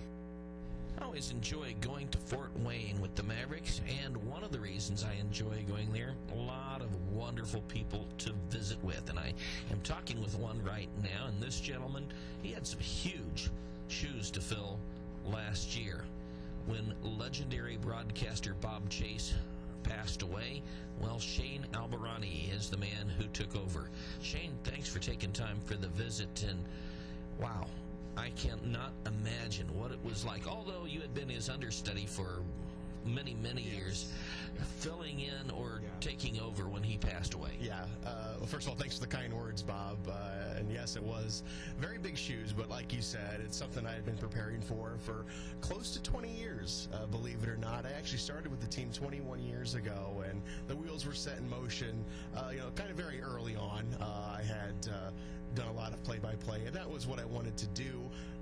But I always wanted to be a Comet. I always wanted to be the guy who followed in Bob's shoes. So I never went anywhere. I stuck around and was very content with just being Bob's understudy. And however long Bob wanted to do it, that was perfectly fine with me. I'm a Fort Wayne guy. I wasn't going anywhere. I was perfectly happy. But yeah, I started filling in for Bob 5 years ago. Bob started to take some time off, and then eventually he started not traveling, so I was doing all of the road road games. And then Bob, towards the end there, he started, says, you know what, Shane, it's a home game, but I'm not feeling so good. Why don't you so that was so nice that Bob was also, he also did that for me as well. He felt so comfortable with me taking over, and that was really the most important thing. Bob wanted to handpick the guy who was supposed to follow him, and I was lucky enough to be that guy. Tell us of the first time you ever worked doing color with Bob Chase. I was up in Kalamazoo. I actually only had the chance to do one game with Bob doing color, believe it or not. It was back in our first year in the ECHL. Bob and I, we of course went up to Kalamazoo with the team, and it was nice. We had a great call, and it was one of those things where I'd listened to Bob obviously since I was a little kid, but I never really listened to Bob, if that makes any sense. I actually had him in my headphones and us having a conversation during the game. So the little things that Bob did, little nuances that you didn't pick up on, I was able to pick up on that night, and it was like, wow, I don't know if I'm as good as this guy. And how about the first time you did play-by-play when Bob was not able to make it to a game? Oh, it was a planned event. It was out our second year in the ECHL. It was all the way out in Las Vegas. Bob, couldn't make those long trips anymore, so it was our first long trip of the season. So we went out to Las Vegas, and it was a nerve-wracking experience for me, knowing that Bob was listening, and it was great. I talked to Bob naturally probably 3 or 4 times before we left, and the next day after the game, Bob gave me a call, and that started a tradition. Every long trip after that, Bob would always call me the next day, and we'd talk a little bit about the game. He was listening, and he said how nice it was. He didn't realize how nice it was for him to actually sit down and listen to a Comet game, because he never had it in 60-some years. And what did he say to you about your broadcast? He said, typical Bob fashion. He goes, Shane, that was good stuff. Good stuff. Very good. Were you a bit nervous when you knew you were going to speak with him on the phone, and then felt pretty good when he said good stuff? Yeah, the acceptance there for Bob, but I knew Bob had I had his support from the very beginning. But again, it doesn't change the fact that your first game, you knew Bob was listening. You knew, this was kind of your tryout, even though you pretty much had the gig. But still, you wanted that final approval, because Bob had heard me call other sports, but never a Comet game, obviously. So it was great to get that approval. You're listening to Mavericks Hockey, and we're visiting with Shane Albarani. He is now the voice of the Fort Wayne Komets. Once more, he became the full-time play-by-play guy when Bob Chase passed away. Bob Chase died shortly before the start of last season. How about working with Robbie Irons? That must bring some nice cohesiveness to this, since he had worked with Bob for so many years. Yeah, Robbie and Bob had worked together 30 years, I believe, just when Robbie retired in the early 80s. And of course, I listened to both of them, since I was a kid. So that was also a thrill, being able to do color games with Robbie. But I also used to do high school hockey games here in Fort Wayne, and Robbie was a longtime coach, so we also knew each other through that. So being able to work with Robbie is also something special. Comet legend. His number hangs here from the rafters along with many others, so it's awesome to be able to sit down and talk to Robbie every night. And it's also great that we have so many former Komets that live here in Fort Wayne, and every so often someone will just pop up in the press box and I'll be able to sit down with them. And that's what's also another thing about being the guy to follow him. If someone had come in from the outside, this is such a traditional hockey market, 66 years now, and you've got to know everybody, because people will pop up at the press box, sit down, you got to be able to have a conversation with them, and I'm able to do that. So that's also really, really cool. Shane, you're the second person to grow up in Fort Wayne that I've interviewed this year. Believe it or not, who does play-by-play, believe it or not, the other one, not Doc Emmerich. I have not had the opportunity yet to interview him. The first was Chris Treft, who is the voice of the Atlanta Gladiators. But wow, Fort Wayne, a lot of players who have played for the Komets stay here, and you've sent some to the broadcast booth. That is really neat. It's something that you don't really realize that Bob touched so many lives. And I'm sure if you actually go outside of Fort Wayne, I'm sure there's probably many more that actually were. You just don't know it. But Doc Emmerich, you mentioned Doc, and Doc has been so supportive of me. Just really, I take aback whenever I talk to Doc, and Doc, he listens to me, and he always has nice comments to say, and that is very special. I actually got to, during Bob's 90th birthday party, here at the Coliseum. Doc came in and actually surprised him, and they all came. I was calling the game that night. Of course, they were doing the festivities on the ice, and then everybody came up, and we all got to sit in the booth together. And I had Bob Chase on the right of me, Doc Emmerich on the left of me, listening to me call the game. And that, talk about a highlight in your life, it was right there. And it was one of those moments where I can't believe this is happening right now. But it's awesome that Trefty he actually kind of filled my shoes when I stopped doing high school hockey games. I think it had gone dormant, and Trefty picked it up, and he went with it, and we started very much the same way, just the local rinks here in Fort Wayne. And it's awesome that Trefty is down there and making a name for himself, in his own city. He didn't have to follow a legend like me. He got to carve out his own legacy, and that's awesome. Well, Shane, thanks so much for taking time for the visit, and it's always great to talk with a legend in Fort Wayne, and, well, you are well on your way to that. Well, I don't know about that, but I've certainly been around long enough. All right. That is Shane Albarani, voice of the Fort Wayne Komets. He is the guy that became the play-by-play announcer full-time when the legendary Bob Chase passed away right before last season. We'll be back with more right after this. You are listening to Mavericks Hockey. If you have short-term or long-term pain, quit living with it and let Gray Chiropractic help relieve or eliminate that pain. Dr. Gray and his staff are trained in the latest pain-free treatment methods. Whether you need chiropractic care, acupuncture, massage therapy, nutritional counseling, or other pain-relieving therapies, take control of your own health care with no drugs and no surgery. Let Dr. Gray and his staff show you the right way to a healthy lifestyle now. Call Gray Chiropractic at 816-795-1121. Visit their Facebook page or go to graychiropractic.com.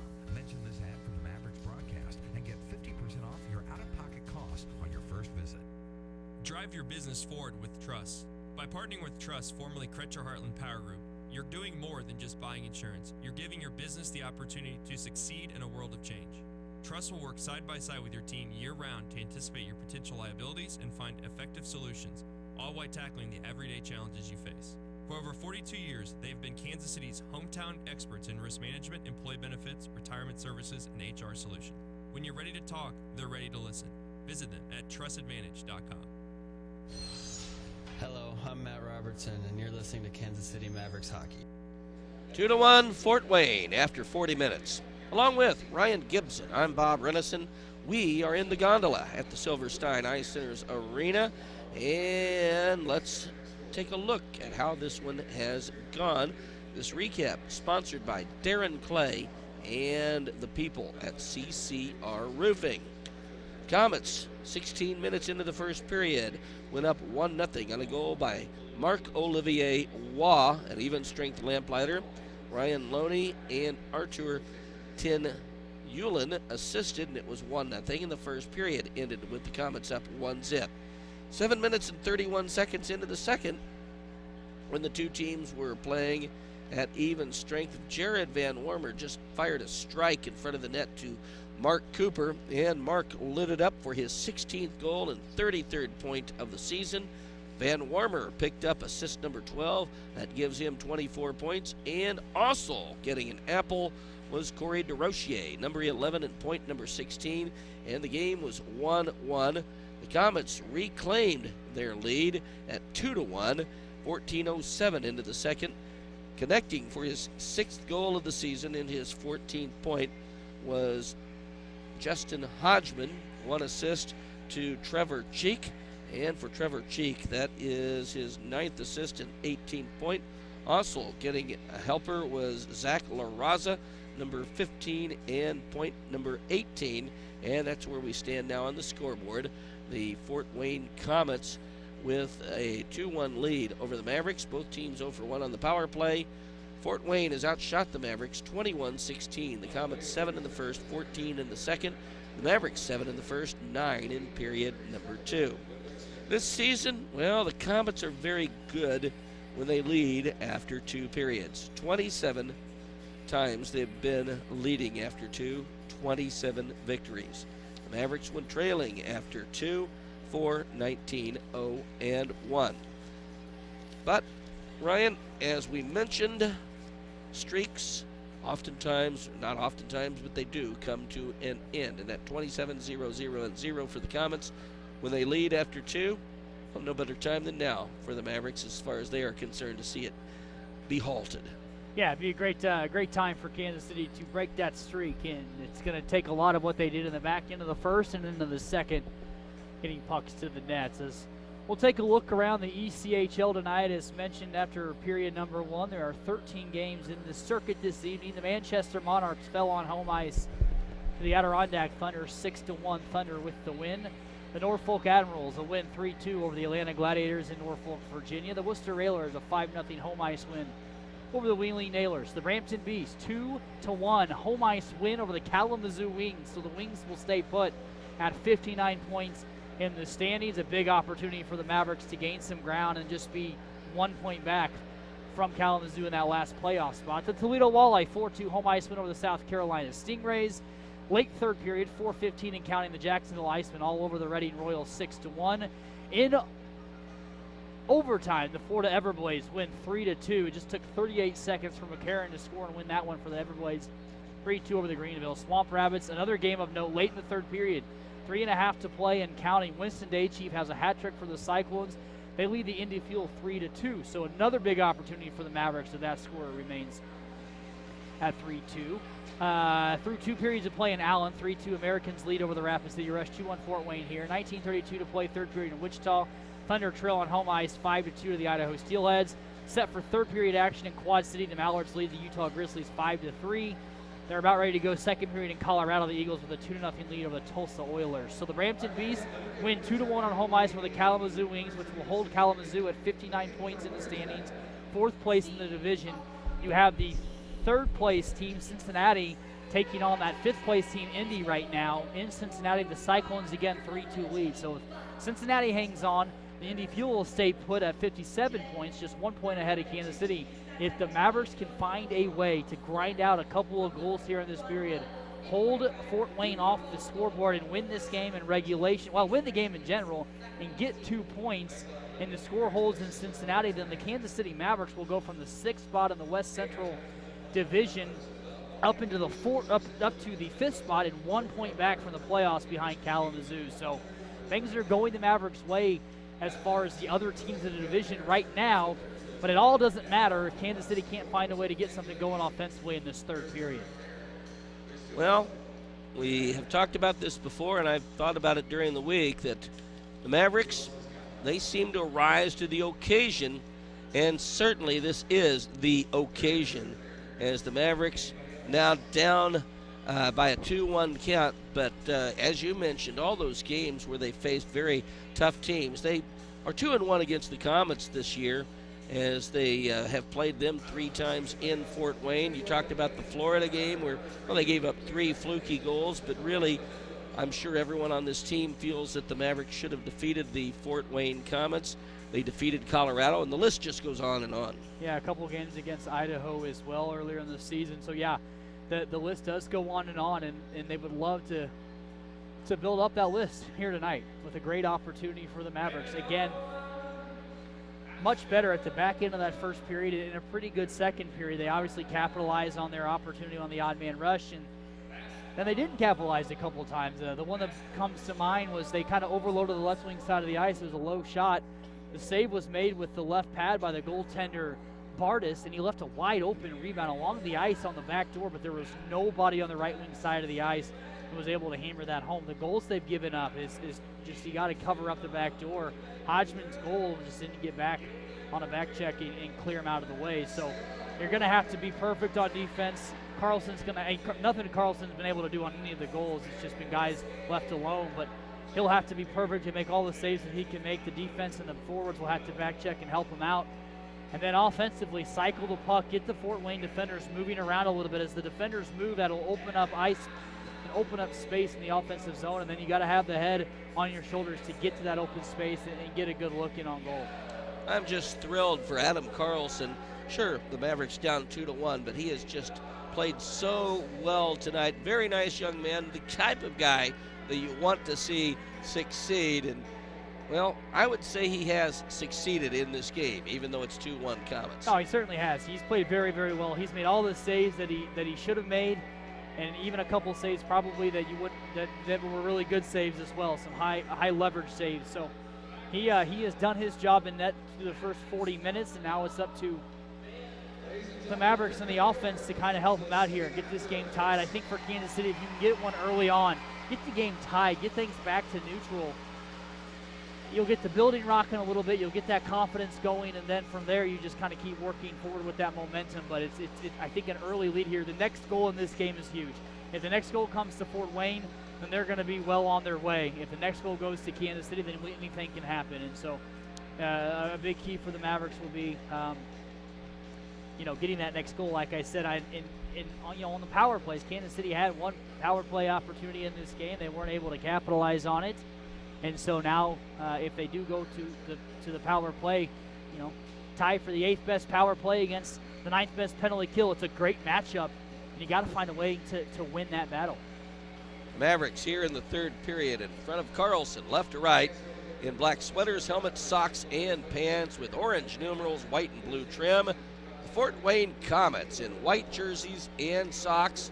They have black helmets, black pants, orange numbers, orange trim. Right to left they go in front of Garrett Bartus.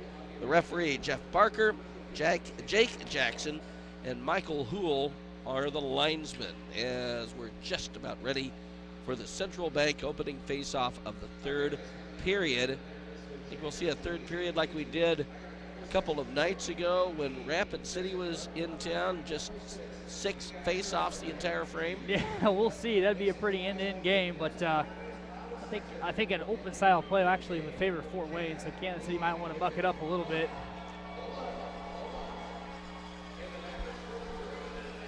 Ryan looking in the stands. Some of his friends are here. Yeah, I got a squad tonight. My boy Trevor and his wife Courtney in the game. My boy Seth Rogers is up here tonight. My wife's sister is here with her boyfriend Matt Rozicki, Joe's brother. All kinds of people up here tonight. What section they in, Ryan? They're over in 108. All right. Well, they'd love to see a Mavericks victory. Need a couple goals here to get them off their seats. Oh, you mean they're not up and down, jumping and yelling already, Ryan? not maybe a little bit. All right. Puck swung around the wall in the Fort Wayne zone. Patch Albert, a good job to keep it in. Scooped up by the Komets, though, and they launch it forward. Broken up now. The Komets bank it off the wall into the KC end of the rink. Widman orbits his cage. Long stretch pass on the left side. Kicked into the Fort Wayne zone. Now fired rink wide off the skate of Brooks and into the right wing corner. Brooks passes in the trapezoid, intercepted. Gabriel Desjardins hustles up the left side, gains center ice. He's into the Mavericks end, but the Komets were offside. It's a blue line bar and grill offside. 2-1 Fort Wayne. 9:14 to go in the third. Kyle Hood about came off the bench. I think Fort Wayne got away with an icing early on in that period, and then about 5 feet offside just moments ago. So the crowd is into it here in the Minute of Madness. Big opportunity if Kansas City get a goal. I love when they score in the first minute. This place just goes crazy with the loud Minute of Madness and the way this starts here. Face-off, puck comes back to Cale Detzel, splits the defense with a pass on the left side. Rochier muscles along with Binkley for the puck. Komets pull it down. They're into the Mavericks end. They slide it into the left wing corner. Cale Detzel steps in front of Hodgman, who now lances it around the wall to Lowney. Back to Hodgman. He flips it off the wall and all the way down into the Fort Wayne end of the rink. Komets badly misfired with a pass there. Trevor Cheek hammers the brakes in back of his goal, launches it out on the left side, and now it's played back to Binkley, who exits his zone. He drives the biscuit into the Mavericks end, and an icing stops play. There will be a face-off in the Fort Wayne third of the rink. 2-1 Komets. We have 18:36 to go in the third. Kansas City offensive zone face-off. If they can get it back to the blue line, you've got Elbrecht and Dene, and then you can get some bodies to the front. CJ Ike has yet to score in a Mavericks uniform. It would be a great opportunity for him here off a face-off win for Ike to get to that net, tap one home. If he does that, everyone in the building will like Ike. Yeah.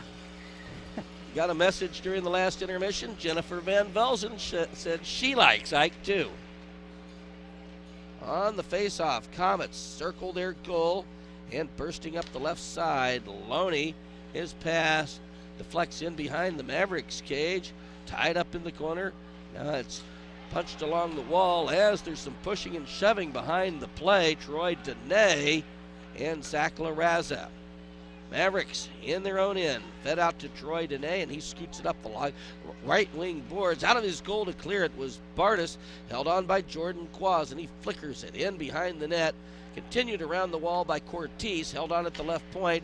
As it's sent beside the left wing face-off circle, Ike hands to Quaz under the left wing face-off circle. He passes to Freshke, who delivers it to the point. A one-timer broken up, now backhanded, kicked out. Oh, a nice save. The rebound, another stop, and holding on to it was Bartus. Garrett Bartus just made two tremendous saves. Well, there it was.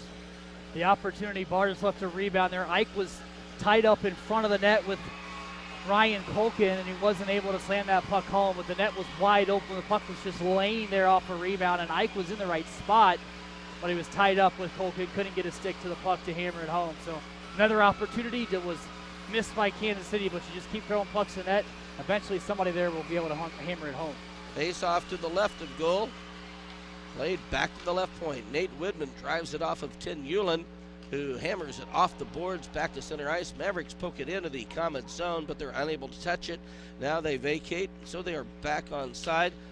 Komets slingshot it off the left wing boards and in behind the goal. Nate Widman with Desjardins in pursuit.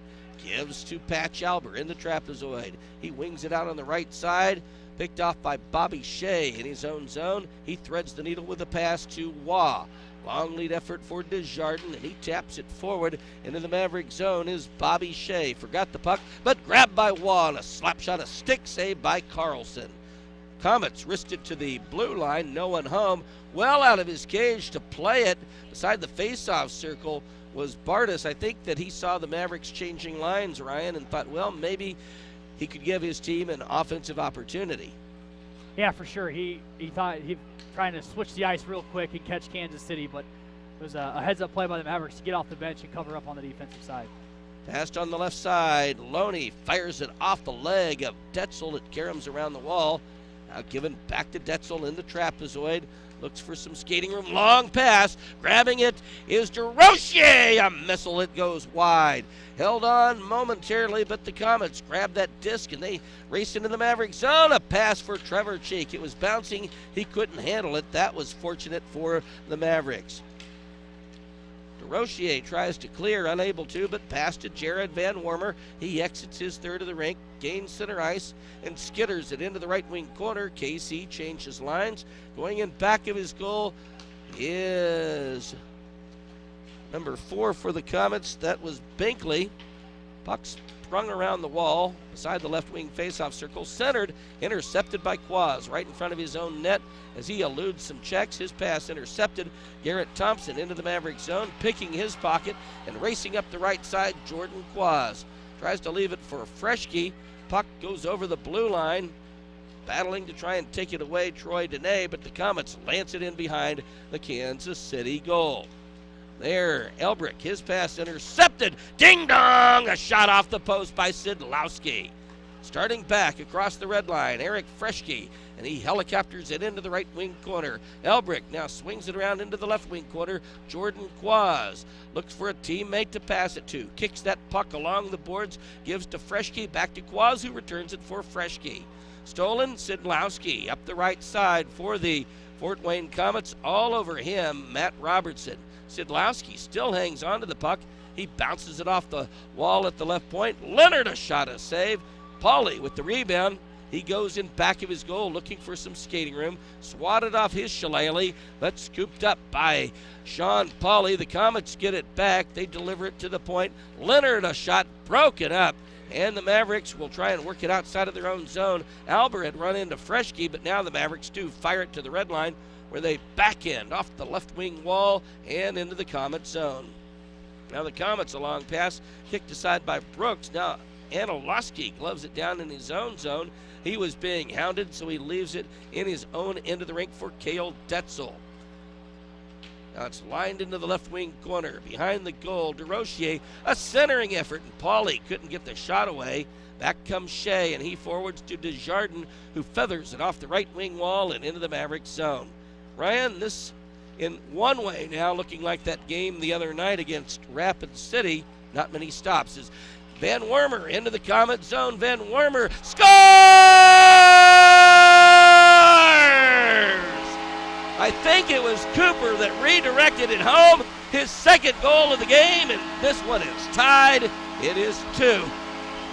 Yeah, Jared Van Wormer again. A perfect feed to Mark Cooper, crashing hard to the net, right onto his tape.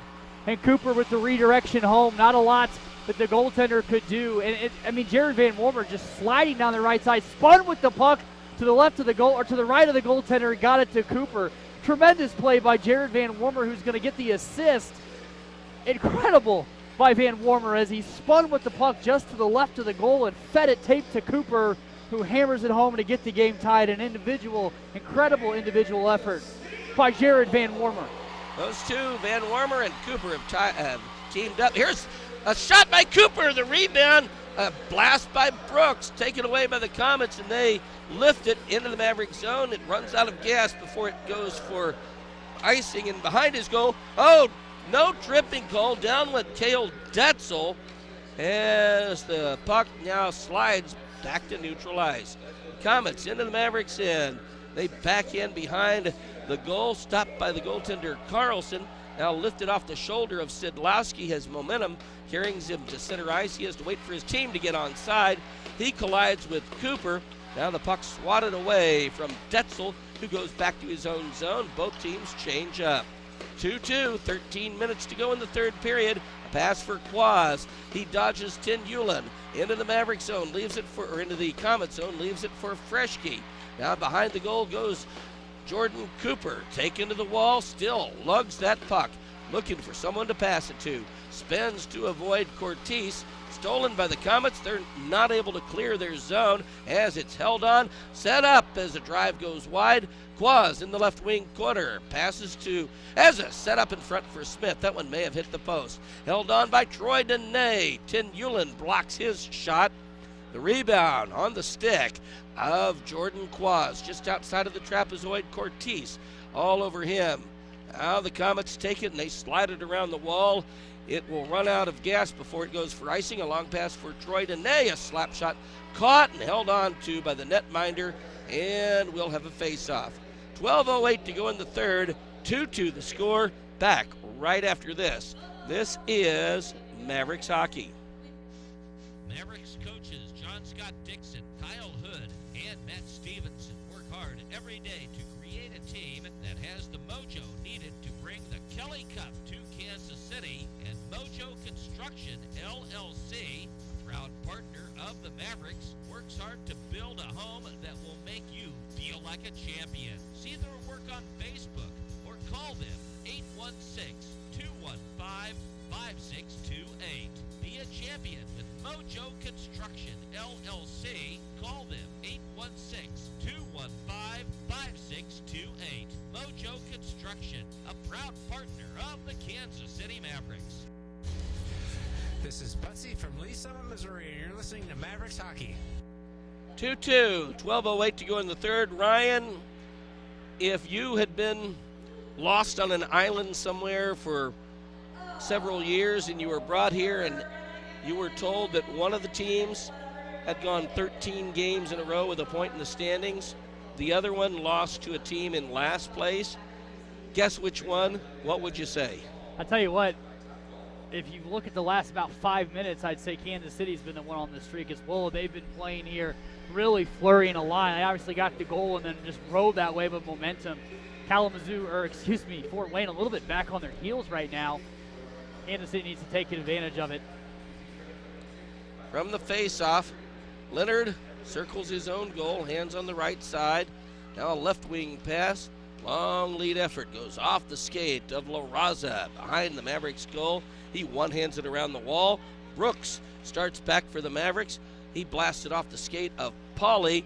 Now Hodgman slaps it, almost hit the referee as it goes around the boards. Brooks drops it behind him for Nate Widman. Being approached by Hodgman, banks that puck off the left wing wall and into the Fort Wayne zone.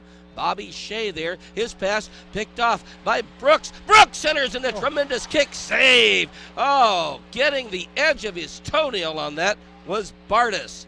Brooks in the right wing corner. He launches it around the wall. Detzel beside the left wing faceoff circle. He scoops it into the trapezoid, and the Komets will break outside of their own zone. Fed on the left wing to Sean Sidlowski, and he sends it end over end to the right wing corner. 2-2, 11:05 to go in the third period. Long pass. Grabbing it is DeRochier. Swatted away by the Komets. It goes over the blue line. Now they fire it to the red, over the blue line, twisting and turning to avoid checks. Dennis Kravchenko, rung off the wall, back to the point, sent in behind the goal. There, Thompson's pass, intercepted, and DeRochier starts back at 3-on-2. He ends to Cooper, looking for the hat trick.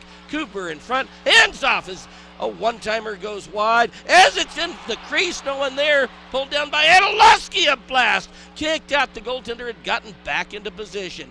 Anilowski, a shot. Somehow, hanging on to that was Bartus, and he was just plowed over right afterwards. And the Mavericks about to be short-handed. They better be on.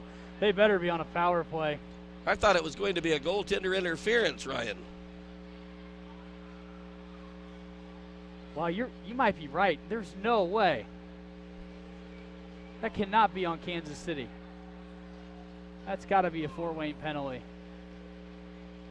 And nobody knows what's going on right now.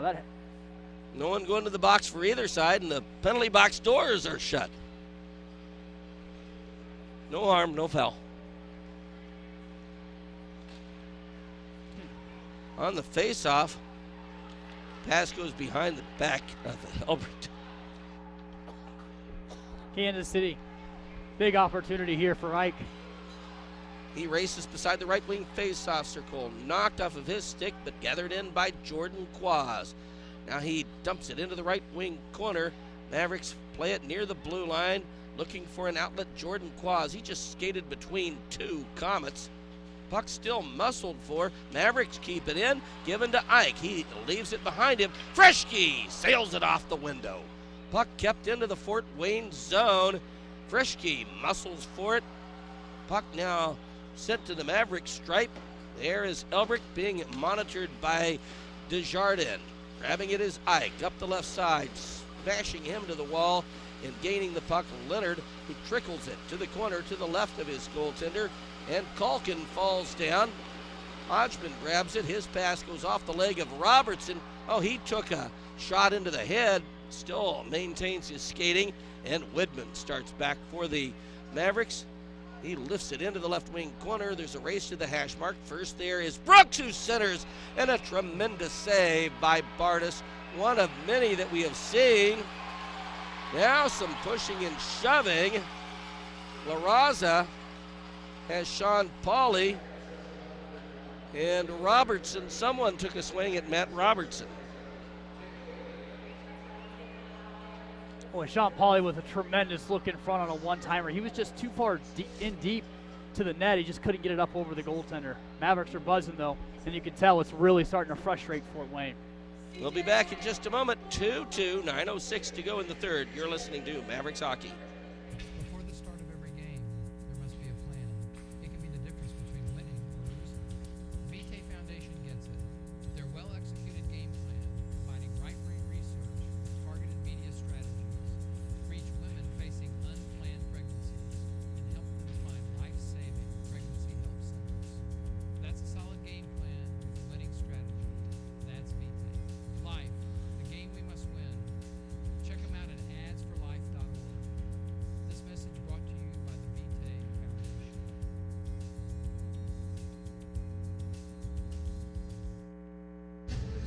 Hey, this is Niles from Fort Wayne. You're listening to Kansas City Mavericks Hockey. 9:06 to go in the third period. 2-2, the Mavericks and the Fort Wayne Komets. Ryan, we've all heard the phrase, strike while the iron is hot. I think the Mavericks iron is hot right now. It is.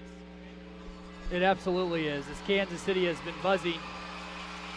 And a great opportunity for the Mavericks so they can keep getting pucks in net, throw bodies in front. Fort Wayne is incredibly frustrated right now with the way this game has gone, especially in the third period, and it's starting to show as they're really starting to kind of get up in their feelings a little bit after the whistle. Mark Cooper to face off. He has 2 goals. Jared Van Wormer, 2 assists. Face-off won by the Komets. Cutting in front of his own cage is Bobby Shea as he misfires with a pass, and an icing stops the action. Another face-off will take place in the Komets zone with 8:58 to go in the third. Mavericks 2 and the Komets 2. Well, you see, that's a reflection of the way this game is going for Fort Wayne. They've been bogged down, haven't been able to get much going on the offensive side in this period. Just 1 shot on goal registered so far in this period, and so now they're starting stretch passes, trying to get something going on an odd man rush the other way, and it forces an icing. Puck goes into the corner to the right of Bartus from the draw. Leonard swings it in behind his net for Bobby Shea, who pegs it off the wall. And up the left side is Cheek. Stepping in front of him, DeRochier. Puck goes into the corner, lanced around the wall. DeRochier tries to hand off. It caroms back and now blasted off the glass. Cooper clears it outside of his own end. Hodgman bangs it off the right wing boards to Cheek, and he cycles in behind the goal. Cheek has a hold of Freschke, and Widman, and he was pushing and shoving at him. Didn't see everything that happened there. I was following the puck. What happened, Ryan? Widman went to complete a check over on the far side of the ice, and then Widman and Cheek just started kind of cross-checking back and forth, and they're both going to sit. I think the fans disagree that Widman should be going. Well, nah. Fans might have a point. Widman finished his check. Cheek cross-checked him right in the neck face area, and then started to push and shove, and they both go to the box. So I haven't seen not been many penalties called in this game at all. As a matter of fact, just 3 until the matching minors. And it's been a semi-physical game. There's been some players stripped to the ice and players cross-checked in front of the net. Not much has been called.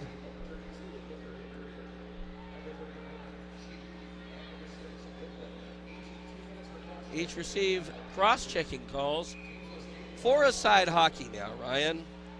Well, Who does this? Yeah, Fort Wayne's really got some guys that can move. So with the open ice, I think it could tend to favor Fort Wayne just a little bit. Blasted wide by Binkley, holding that puck on at the left point. Lowney, he wings it to the right point, up the right side. Binkley, he is pushed to the boards, and Hanilowski gathers it in. He slaps it forward on the right side. Detzel nudges it to Jordan Quaz. Stripped free from him and hustling to the Maverick zone. Dennis Kravchenko, he skates in back of the net. All over him, Bryce Hanilowski. Swatted away now. Poked over the blue line and to center ice by C.J. Ike. Cross ice pass. Into the Mavericks end is Garrett Thompson. Looking for an outlet. Hands off as he is at the left point. Now he delivers it to Lowney. Lowney tries to center, getting his stick on it and covering the puck up in the crease. Adam Carlson with 1:12 to go on the 4-a-side. 7:40 remaining in the third. The Mavericks 2 and Fort Wayne 2. Patch Albert just made a huge play. As that was a de facto 2-on-1 after some good passing in short areas by Fort Wayne. They had a player open on the back door, but Patch Albert knocked that puck down, that pass across the zone down, right into the goaltender who covered it up. Big play by Patch. Poked to the blue line, held on by Kalkin, and he slaps it wide of the cage. Roy, beside the right wing faceoff circle to the blue line, as it's fired off of Sean Pauley. Komets hold it into the Maverick zone. Puck handed to Kalkin under the left wing faceoff circle. Diving in front of him to dislodge the puck was Tyler Elbrecht. Passed around the wall, stopping still in his own zone. Robertson, oh my gosh, he has a cool head as he starts back, gains center ice. He is into the Komets zone, and he wrists one wide. Albert with the rebound, and he rips it wide of the goal as well. Puck ricochets around the wall and all the way into the Mavericks zone. 28 seconds to go on the penalty to Nate Whitman of the Mavericks and Trevor Cheek of the Komets. Tyler Elbrick to center ice. He cycles in behind the goal. The Mavericks get a bit of a line change in. Puck travels it around the wall, and there is Tyanulin. He is pushed against the board, separates himself, and starts back into the Mavericks, into the rink.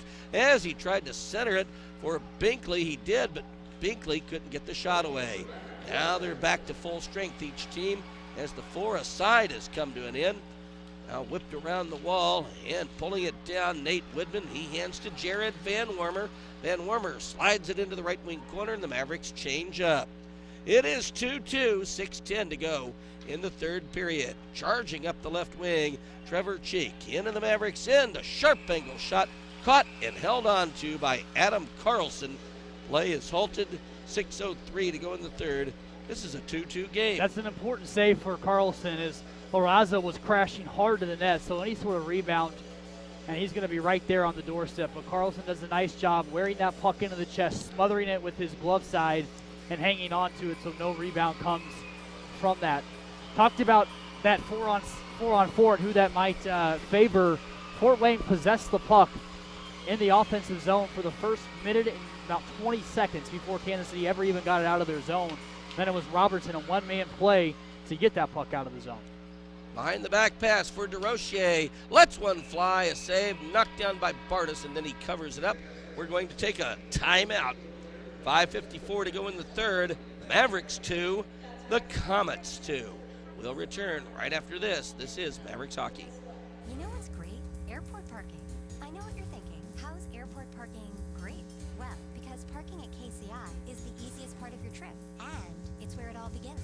It's like pulling right up to your ocean view, mountaintop tracks, or big city adventures. It's your kids laughing, or your business deal done. And it's as easy as economy, circle, garage, or valet.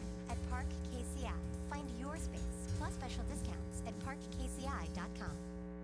At American Family Insurance, we help protect what you've achieved so you can fearlessly go after your dreams. For auto, home, business, and life, contact us today. American Family Insurance. Insure carefully, dream fearlessly. American Family Insurance, Life Mutual, Standard of Ohio and Wisconsin Company, 6000 American Parkway, Madison, Wisconsin, 53783.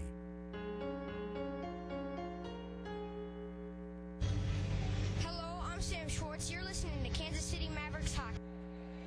5 minutes, 54 seconds to go in the third period. It is 2 for the Mavericks, 2 for the Komets.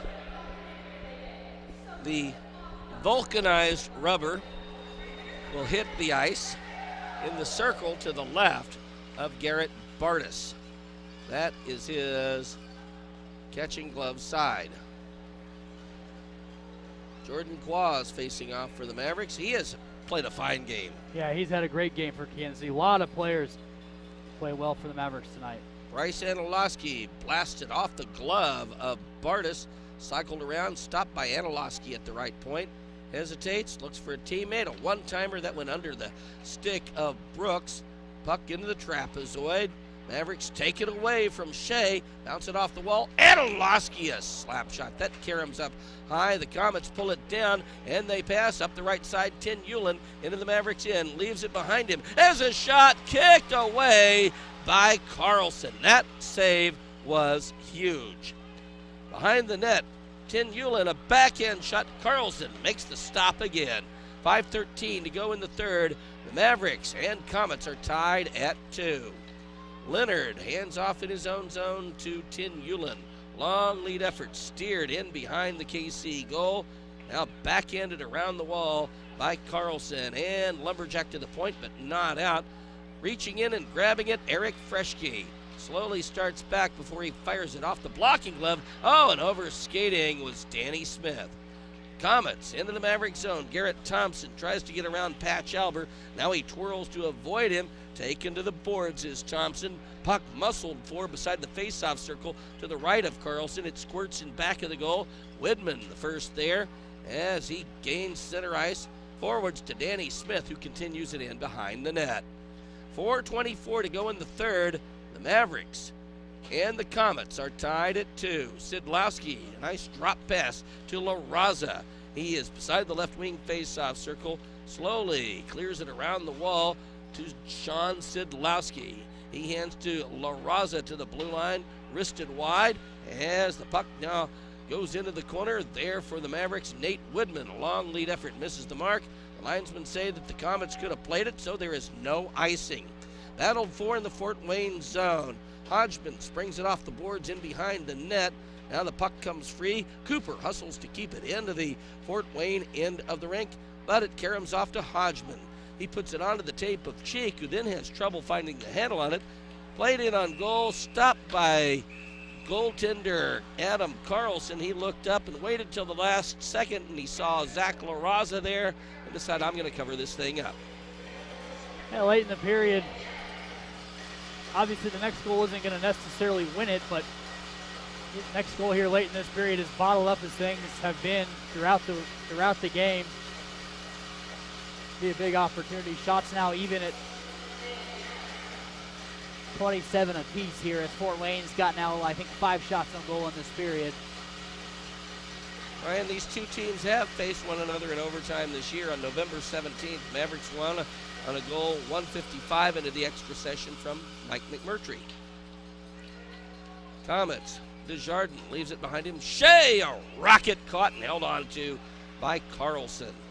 One thing we're seeing in this game, there's a lot of pushing and shoving, a lot of things going on in front of the goal, but as soon as play stops, everyone stops. No one wants to be that guy that gets his team into a penalty situation. Right, especially this late. You just got to make sure your goaltender's protected and then clear out of the way. Detzel backhands behind the goal to Anilowski, who forwards on the left wing. Robertson gives to Detzel, and he scoots it forward. Mark Cooper into the Fort Wayne zone. He races in corner as the puck sent back to center ice. Slapped back around the wall in the Komet zone. Bobby Shea there gets a glance from C.J. Ike as he fires it off the boards. Poked away from Desjardins. He regains the disc and drives it into the right wing corner. Quaz quickly there to pull it down. Stolen from Jordan. Set up and a shot. Oh, that one just goes wide. That one was close. Now Baptista falls on the puck. It comes free, given to Anilowski, who looks for some skating room. Outside of his own zone, gains the red line. He's into the Komet end. Anilowski, top of the right wing, face-off circle, a shot and a save, and racing in looking for a rebound that never happened was Sean Pauley. Mavericks strip it free. Anilowski gives to Eric Freschke, and he slides it in behind the Komet goal. Backhanded around the boards to Binkley. Now lumberjack to the Mavericks blue line. There, Troy Dene fires it along the boards. Stolen by Sidlowski, who hands off. Set up in front, and firing it wide was Lowney. 2:06 to go in the third. The Mavericks 2 and the Komets 2. Jordan Quaz has it stripped free. Garrett Thompson, though, couldn't get a shot away. He skates back to the blue line, launches one goalward, a save. Troy Dene with the rebound. Sidlowski all over him. Dene skies it to the Komet blue line. Long pass on the left side. Garrett Thompson pitches it into the Maverick zone. Now he regains the puck and drives it wide of the cage. Dene stops behind his own goal, gets a courtesy look from Kravchuk as we are down to 1:33 to go in the third. KC 2, the Komets 2. Albert pitches it on the left side. Troy Dene, a long stretch pass, broken up. Pauley kicks it into the Komet zone, can't touch it there, has to vacate to get back on side. Now the Komets drive it into the Mavericks end. There's a race for it, and an icing will bring a face-off in the Fort Wayne zone. 1:16 to go in the third. The Mavericks 2 and the Komets 2. Great opportunity for Kansas City late in this period with the offensive zone face-off. See Bryce Anilowski hop onto the ice. He's going to take Woodman off. Switch Albert over to the left side. Bryce got that big heavy shot from the point. Bryce got to keep the shot low. If that puck gets to him, keep the puck low along the ice or just off the ice. Give your forwards a chance for a deflection. Get some screens in front. On the face-off, puck comes back to Bryce Anilowski, and he blasted one just barely wide. Pass intercepted by Fort Wayne, and the Komets fired on the left side, broken up. Here's an opportunity. DeRoche, a blast kicked out by Bartus. It was one-on-one. Mavericks keep it in. Pauley to Patch Albert, sets it up, and a score! wow! The Mavericks, with less than a minute to go, have taken the lead, scoring Corey DeRochier to give KC a 3-2 edge. Patch Albert just made the play of the game on the right wing side of the ice as he picked the puck up as they sent the puck up to Patch along the blue line. And he kind of hesitated just a little bit. It looked like he was going to shoot the puck, but there were some bodies in front of him, and I honestly think that puck would have been blocked if he shot it. So he held on to it just a second longer. DeRochier crashed to the back door, and it was a perfect feed, tape to tape. Tapping home the goal was Corey DeRochier, his biggest goal as a Maverick. And in under a minute to play, Kansas City's got the lead. That was huge. The goaltender, Bartus, leaves for a 6th skater. Komets in the Maverick zone. A rocket knocked aside. Now it goes over the blue line, forcing Fort Wayne to go back and reload. Albert got an assist, as you know, on that one. As did Sean Pauley. Komets enter the Maverick zone. Desjardins under the right wing faceoff circle. Backhands around the boards. We have 22 seconds to go in the third. Puck went back to center ice. Komets have to retreat to get loaded up again. 14 seconds remaining in the third. The Mavericks with a 3-2 edge. Waugh in his own zone for the Komets. Angles on the right side. Desjardins pops it off the wall. Behind the net there, Cale Detzel will hold it to the boards. 1 second, and it's done! The Mavericks have ended a streak of 13 consecutive games in which the Fort Wayne Komets had at least 1 point in the standings. In fact, they got 2 in 12 of those 13 games, Ryan. Yeah, that's a tremendous comeback win for Kansas City. Not only in this game down on the scoreboard, a comeback win, but a comeback win after the game Tuesday night against Rapid City, where they just didn't play very well from start to finish. To come out here against, standings-wise, point-wise, the third best team in the ECHL, to come in here tonight and get the win against one of the hottest teams in the ECHL. That's just a tremendous job. John Scott Dixon, Kyle Hood, what a great job to get their team amped up and ready to go. And then for the Mavericks, they did what they had to do. Patch Albert, a huge play by Patch to slide that puck to Corey DeRochier. Instead of shooting it from the point, having the presence of mind to hang on to that puck for just an extra second, kind of slide to his right and pass that puck to DeRochier for the easy tap-in goal. And that ends up being the game winner. Kansas City gets the win, 3-2. The Mavericks have the win. They have 2 points. And as we're going to talk about here shortly, that's a huge 2 points for Kansas City tonight, as the Mavericks getting 2 points. No points for the Kalamazoo Wings, and no points tonight for the Indy Fuel as they lost to the Cincinnati Cyclones. Lydia's with John Scott Dixon. In this comeback win, what did you see out there on the ice that was pretty strong tonight? Yeah, I thought we just kept coming. I mean, we were getting pucks deep. We had to get to the net more. I think we only had total of 6 shots inside the house in the first 2 periods. So it was good to get the 2 goals right in front there. You go to the crease and good things happen. All right, you've got another game tomorrow night. What's the importance of starting off the weekend with a game like this and a win? Yeah, it's good for the momentum for our guys. We can play in these games, and they're tight checking games. They're a good team, and for us, it's something to build on. All right, and what's going to be the message in the locker room for tomorrow? Well, we can enjoy it till midnight, but tomorrow's a new day, and they're going to come out hard, but we got to be ready to go. All right, Coach, congrats. Steve, back over to you. Thanks, Lydia. That was Lydia with John Scott Dixon, head coach of the Mavericks. What a night it was. KC, 2 goals in the third period. And Ryan, remember what we talked about during the recap after 2? The Komets, 27-0-0 and 0 when leading after 2 periods. The Mavericks stopped a couple of Komet streaks tonight. It's time for the recap, sponsored by Darren Clay and the people at CCR Roofing. Fort Wayne got the only goal of the first period. 16 seconds in, scoring Marc-Olivier Waugh at even strength, his 16th and 41st point. 1 assist to Ryan Lowney, number 15. And point number 22.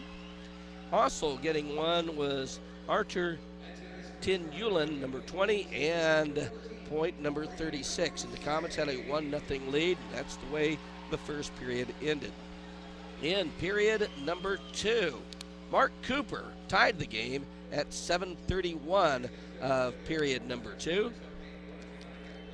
And for Mark Cooper, the first of 2 goals in this game, getting the first of 2 assists on that, Jared Van Wormer. Also getting an assist was Corey DeRochier. He had a 2-point night. That was his 11th assist of the season, and the game was tied 1 each. But the Komets stormed back at 14:07 of the second period, an even strength goal. All of the goals in this game were at even strength. Scoring his 6th of the season, collecting his 14th point, Justin Hodgman. Trevor Cheek picked up assist number 9 and point number 18. Also getting an assist was Zach Larraza, number 15 and point number 18, and the Komets had a 2-1 lead, which they took to the dressing room after 2 periods. The only 2 goals of the third belonged to the Mavericks. One, Mark Cooper at 6:11 of the third period, and that tied this game at 2 each. Cooper's goal, his 2nd of the game, and his 17th of the season, once more his previous high in goals for one season. Last year, when he played for Rapid City, he had 16. He has eclipsed that, and he now has 34 points. The only assist on that to Jared Van Wormer, who had 2 helpers. He has 13 assists and 25 points, and the game was tied 2-2. Then, Corey DeRochier, with less than a minute to go at 19:55 of the third period, took a pass in front and blasted it home. There was a big scramble in front of the goal. DeRochier scored goal number 6, as his 2 points have upped his total to 17. Patch Alber, the leading assist man for the Mavericks, picked up number 27 and his 31st point. Also getting a helper, Sean Pauley, number 12 and point number 27. And the Mavericks had a 3-2 lead, and they held on to claim a 3-2 victory. Not a lot of power plays in this. Each team 0 for 1 in man advantage situations. Neither team scored in a 4-a-side. The Mavericks outshot the Komets 30-29. KC 7 in the first, 9 in the second, 14 in the third. The Komets with 7 in the first, 14 in the second, and 8 in period number 3. And the Mavericks defeat the Fort Wayne Komets, a team that had gone 13 consecutive games with a point in the standings. They were 12-0, 1-0 during that stretch. Ryan, how about the 3 stars? By the way, the recap sponsored by Darren Clay and the people at CCR Roofing. Ryan, how about the 3 stars of this contest, sponsored by the Sheet Metal Workers, local number 2? Yeah, it's a Mavericks sweep in the 3 stars category tonight. Star number 3, Mavericks forward Jared Van Wormer, 2 assists tonight, his 12th and 13th on the year. Star number 2, Mavericks forward Mark Cooper with 2 goals tonight, his 16th and 17th. And star number 1, Mavericks forward Corey DeRochier, a goal and an assist tonight. Obviously the game-winning goal as well, his 6th and 11th. Star number 3, Jared Van Wormer. Star number 2, Mark Cooper. Star number 1, Corey DeRochier, a Mavericks sweep. And a look around the ECHL, a lot of final scores as the Manchester Monarchs lose on home ice 6-1 to the Adirondack Thunder.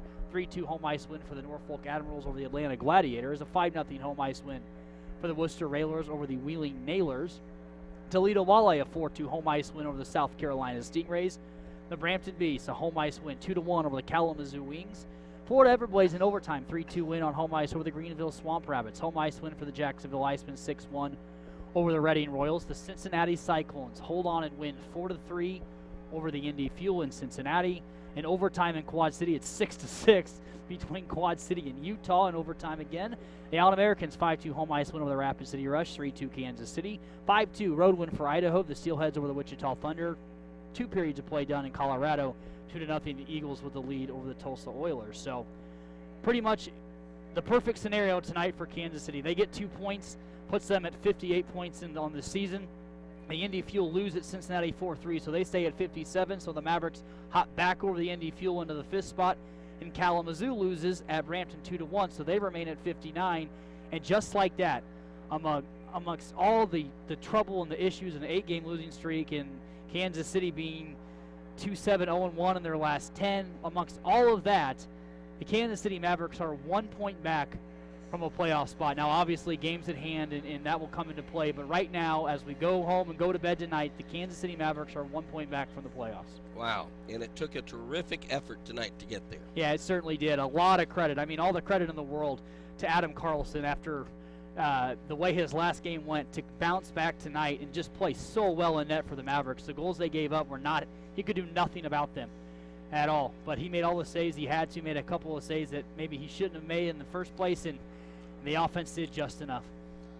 Well, coming up next, the Mavericks and Komets will conclude their 2-game series here tomorrow, and that will also end the Mavericks' 8-game homestand, 7:05 for the opening faceoff. Then it's 4 in a row on the road for the Mavericks. Team travels to Colorado for a game on Wednesday, and then next weekend, Friday and Saturday, at Boise against the Idaho Steelheads, and the following Friday at Tulsa before the Mavericks return home on St. Patrick's Night. We'd like to say big thanks to Brandon Weiss. He is the Media Relations Director for the Mavericks. Also thanks to Shane Albarani, broadcaster for the Fort Wayne Komets, and their Media Relations Director, Chuck Bailey, for all of their assistance. Thanks as well for the partners who have made these broadcasts possible. Most of all, thanks to you, the fans. If it weren't for the fans, there would be no Kansas City Mavericks. Mavericks tonight defeat the Fort Wayne Komets and end their streak of 13 consecutive games with a point in the standings. For Ryan Gibson, this is Bob Renison. Thanks for joining us. Have a wonderful evening, and we'll see you here tomorrow. Good night, everyone. Thanks for logging on to this broadcast of Kansas City Mavericks hockey. To listen to broadcasts of Kansas City Mavericks hockey while you sit on the edge of your seat at the Silverstein Ice Center's arena